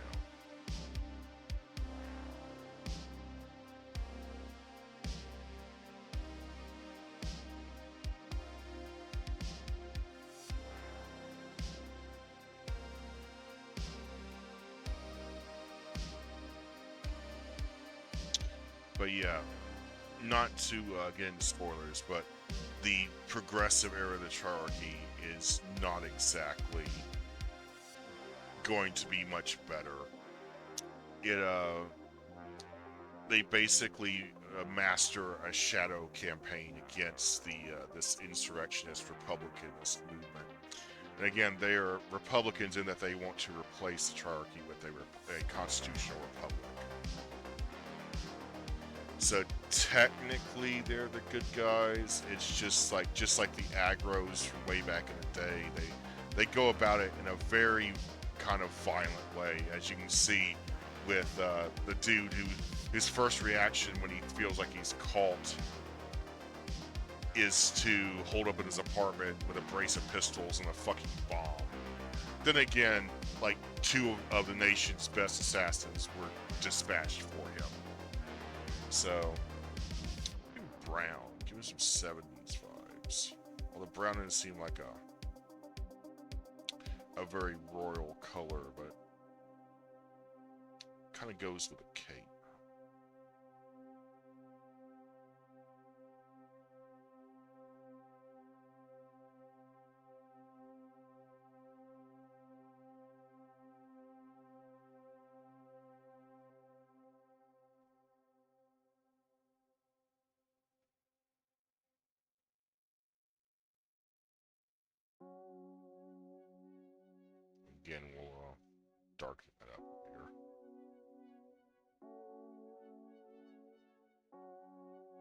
There's some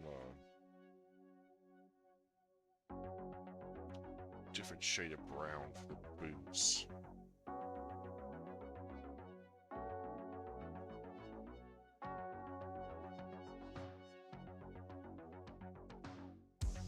And the Republicans would get more violent over time. They would try to kidnap the prince on more than one occasion, Prince Val. Which, of course, he would remember that when he is king.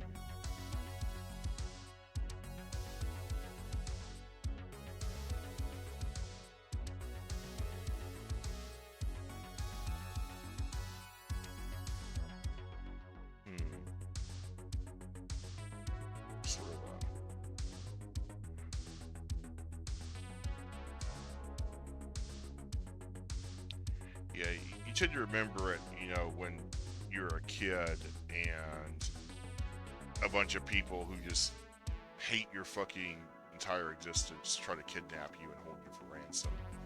Like some disgusting Nork Lord here.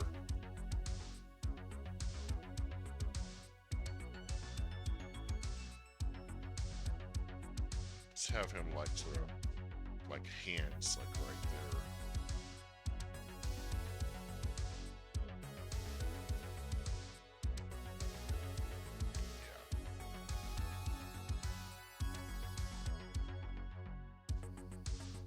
Let's have him wear like an interesting hat of some sort.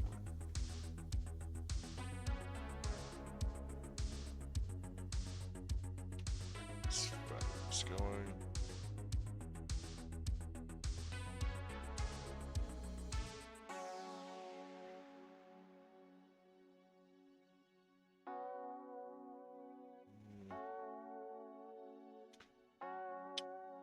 Can't wear a yellow hat, even though it would kind of fit with the color scheme. Matching orange outerwear.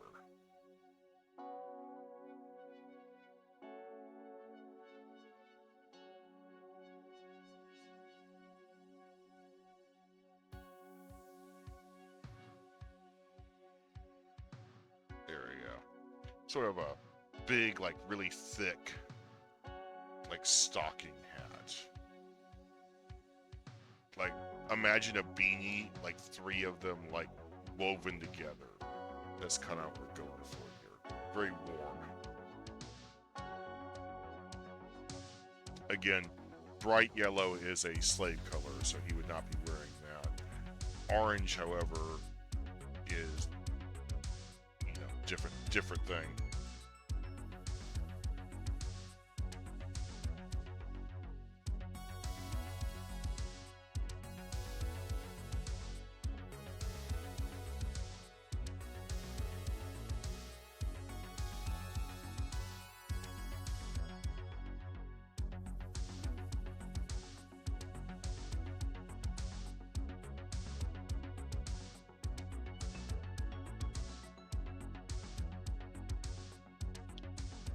Probably does have a hood, it's just put back because it chose to wear the hat as well.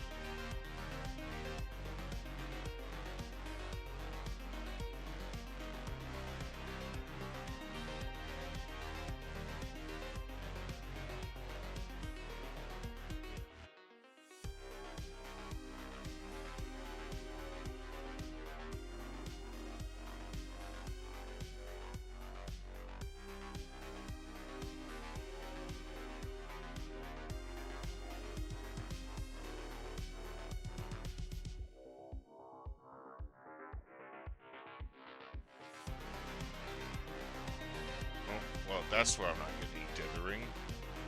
There we go. I wonder why it's letting him punch you with it.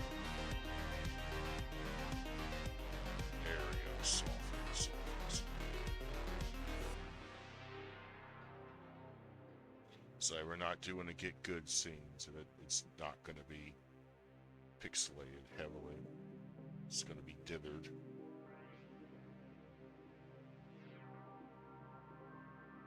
God damn it. Damn.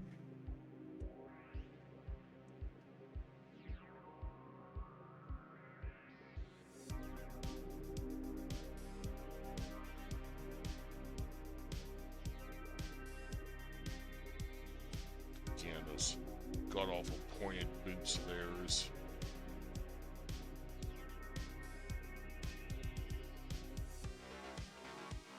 Let's give him some gold on the toes as well. Twinkle toes.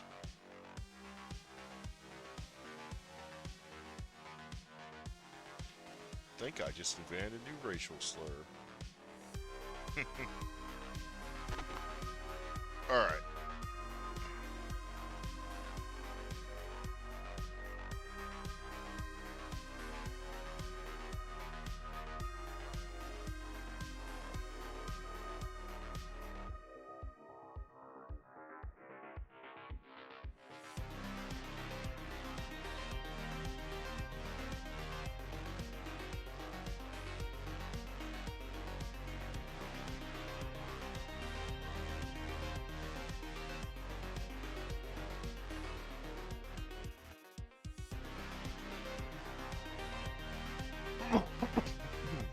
Pardon me.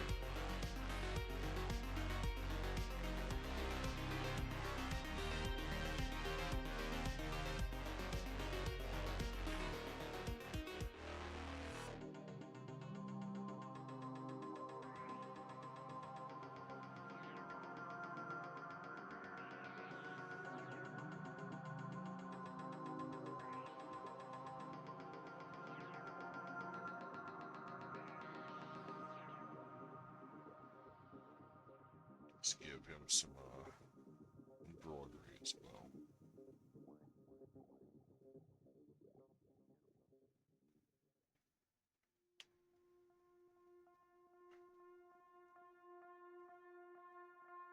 Yeah, there we are. Like some cowboy-like sequins up there. And again, some Norks were very, very pale-skinned. Others were very dark-skinned. It just depends on basically where their family is from. If they're closer to the equator, it's going to be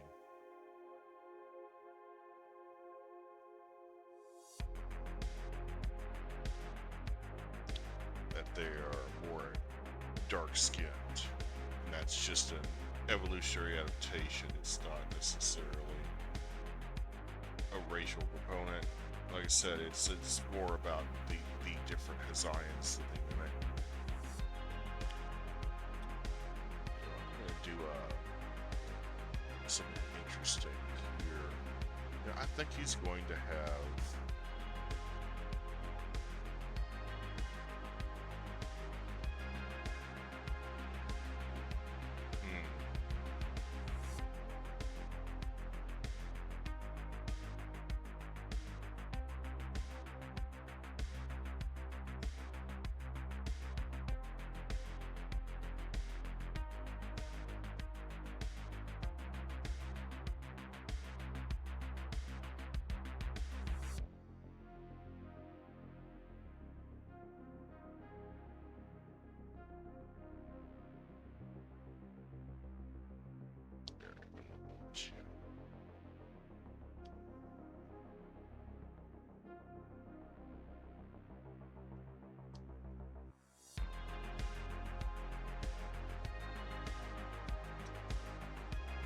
shiny.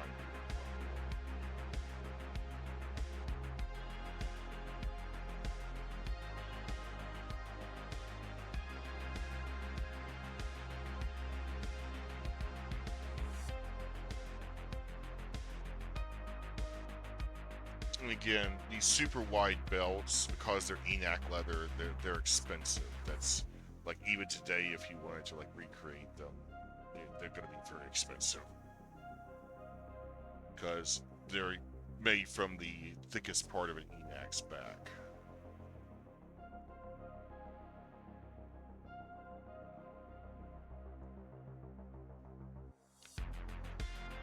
Whereas an Enoch is slaughtered for its skin, is kind of a waste. Because again, they are primarily used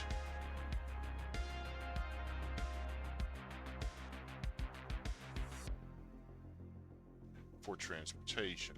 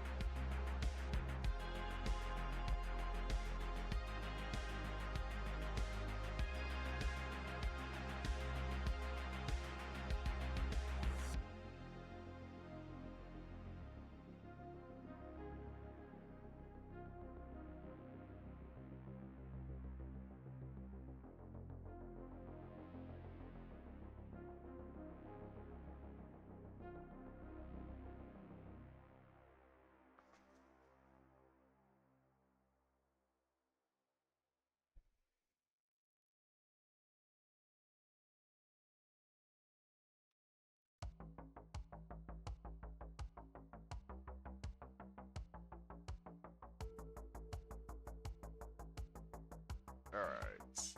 Looks good. It's still a bit too large. I wonder if I can isolate them with the magic select. Yeah.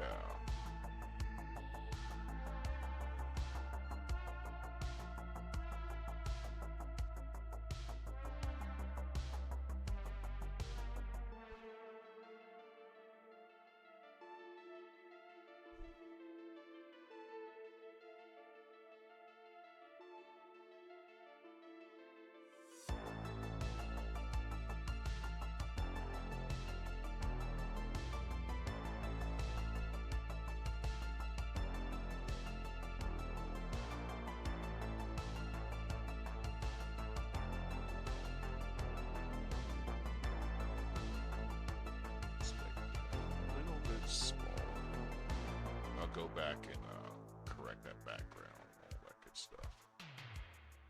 Yes, they're more proportionally the right height.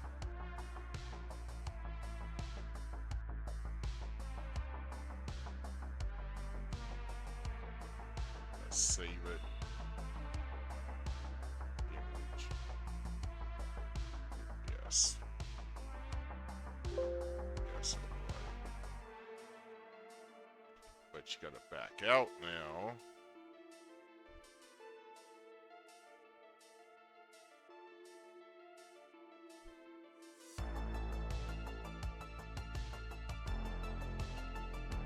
And now you can fuck with it. Otherwise it will just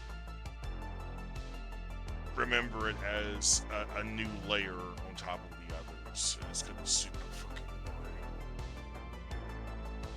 Alright, so this lines up. Also like how I blurred them a little, because they're not really foreground characters technically. They were looking a little too sharp.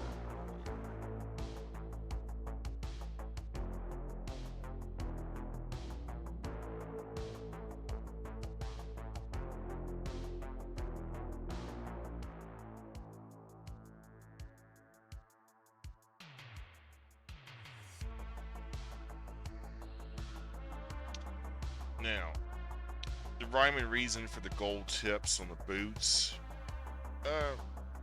One, it could just be keep the tip of the boot from splitting up. Could also just be affectation. Again, the first thing that came to mind is twinkle toes, and I'm like, that's kind of derogatory. That could be a racial slur. That's great. Be probably more of a classist slur though against Nork aristocracy, who at this time wore gold tips on their boots. making the texts mock them by calling them twinkle toes, because they seemingly serve no fucking function other than just, hey, we can put gold here.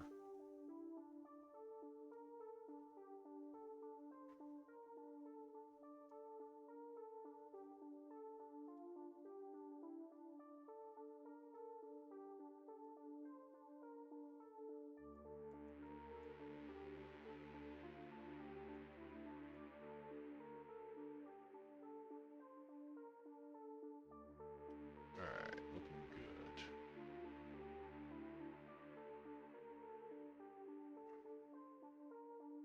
Alright. Let's go back and yeah, let's fill it in.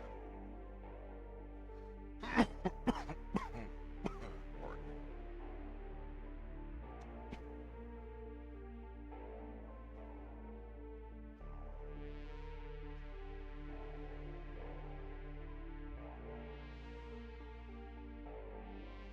It will just look like fog or maybe some dirty snow.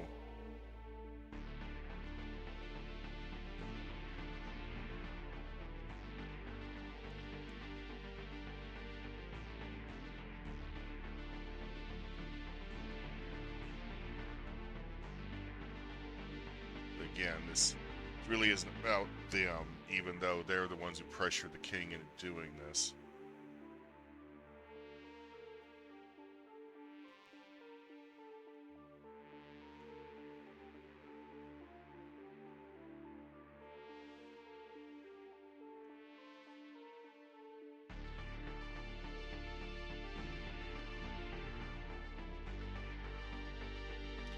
The Nork House of Lords, like I said, highest scum and villainy, basically. Most of them made their fortunes off the backs of slaves. Later on, like I said, they would conduct smear campaigns against the Triarchy, try to undermine them and get people to revolt against them.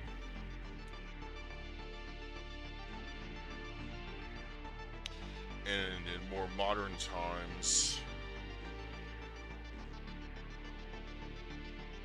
they made the very questionable decision to put up a prop candidate to be elected for king, because they elect their kings. That's the thing they do. Very kind of Norse, again, in the Viking, keeping with the samurai Viking theme. Sort of hybrid of the two.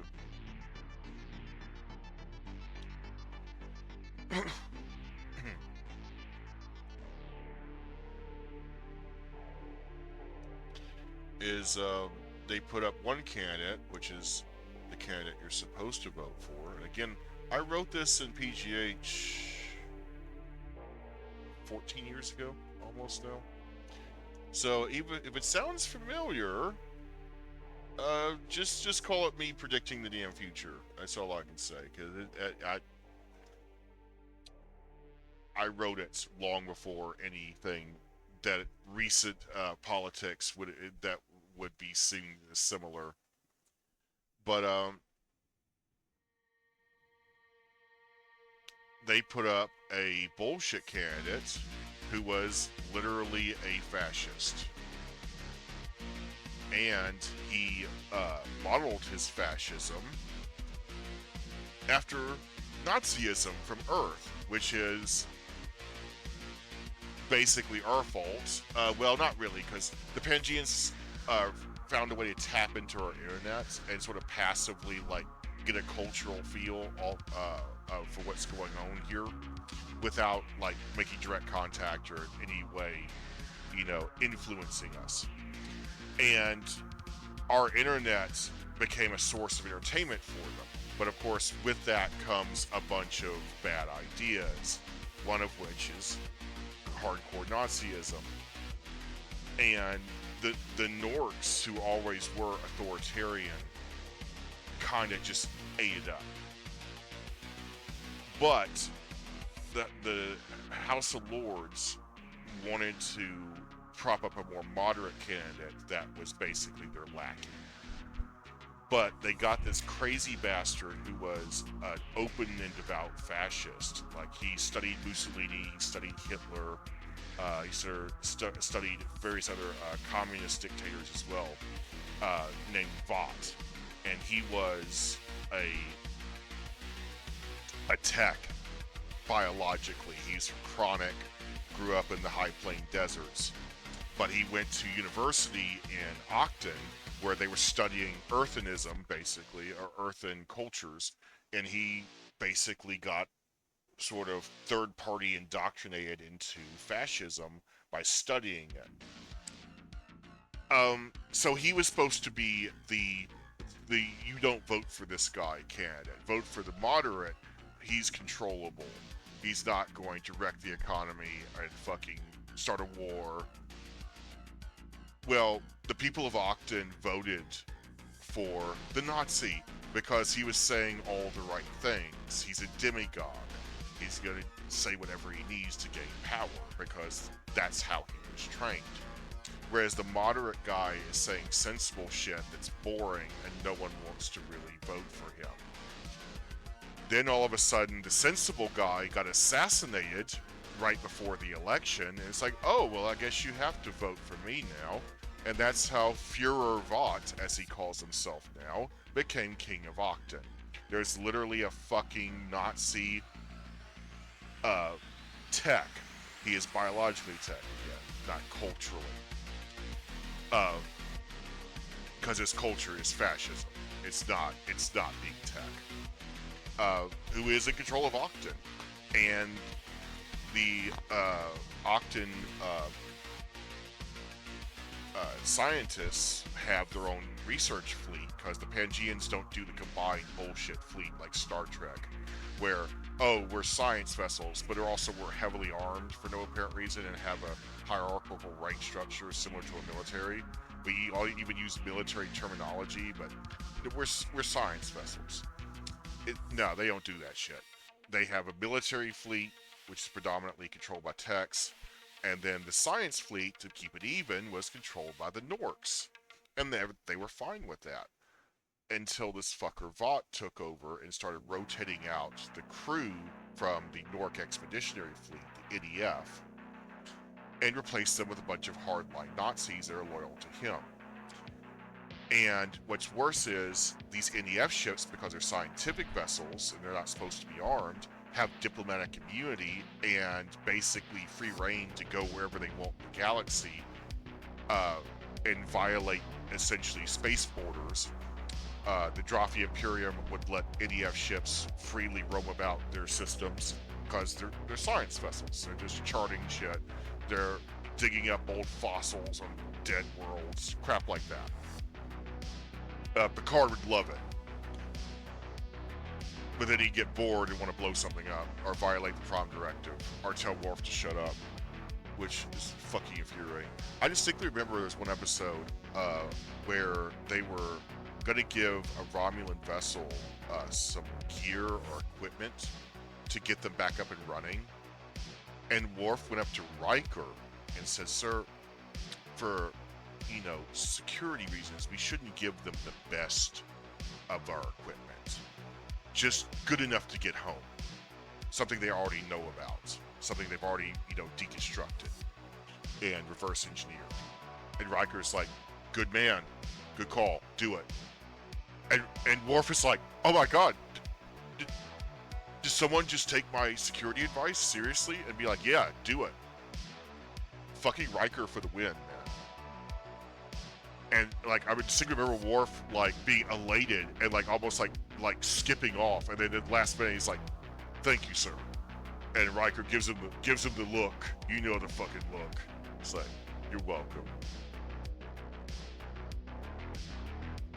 I think we're almost done here. I might want to fill out the text side a little bit more. Have say, Supreme Commander Cap here. Maybe a warder, just one warder, but just simply because there are two kings here, and one of which is not participating. save that. But yeah, so currently my book series, and this is current with Get Good and 8th Fleet, Fuhrer Vought started out as the candidate you're not supposed to vote for because he's fucking literally a fascist. And then the Nazi's gonna Nazi, so he literally had his opponent assassinated right before the election.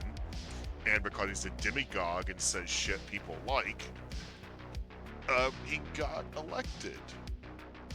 And then of course, the Council of Lords are like, oh shit. And the king has a lot of power over them, as much as they like to bully the king traditionally. The King of Octon can raise taxes on them. He can capture their lands for national defense or for,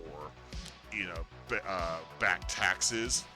A lot of lords have a running tax debt that they keep deferring with the crown. He can call that, and all of a sudden you're broke, and maybe you go into jail as well. This is coming together great. I like this. Yeah, we need to fill out the text side.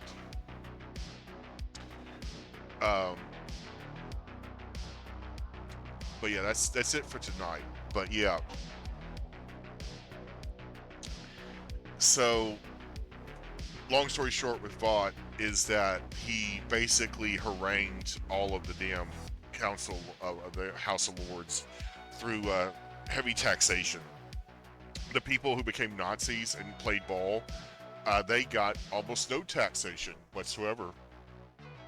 How convenient.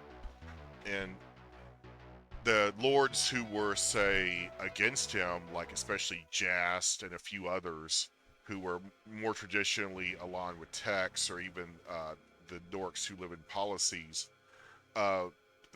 they get heavily taxed, and they are what's referred to now as pauper lords. Because they're lords, they own land, but they barely break even for themselves, and they have to live frugally. They sometimes will live in manufactured homes or trailers, is what we would call them in the South, because they can't afford a house built for themselves.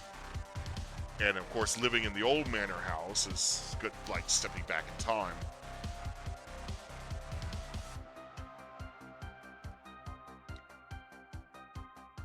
Now,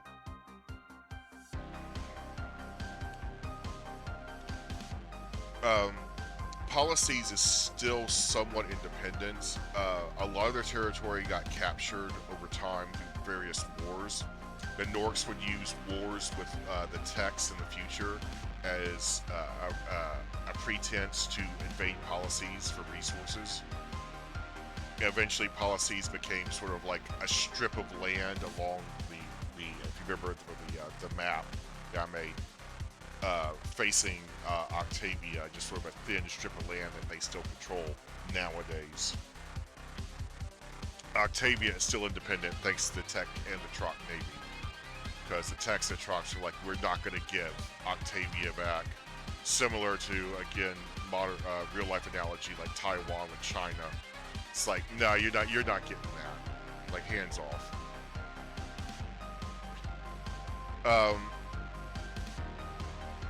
But yeah, like I said, it's been really disturbing watching some of the plot lines from 8th Fleet and PGH come to fruition in real life. Regardless of what side of the aisle you are politically, there's a terrifying catharsis of writing something down and then 10 years later, investing in shitty Bitcoin. It's like, oh, I'm not a millionaire. I just get to say, oh, that was weird. I told you so, even though I didn't mean to. Yeah, it's been a weird couple of decades since. Yeah, but we're just gonna call it for tonight.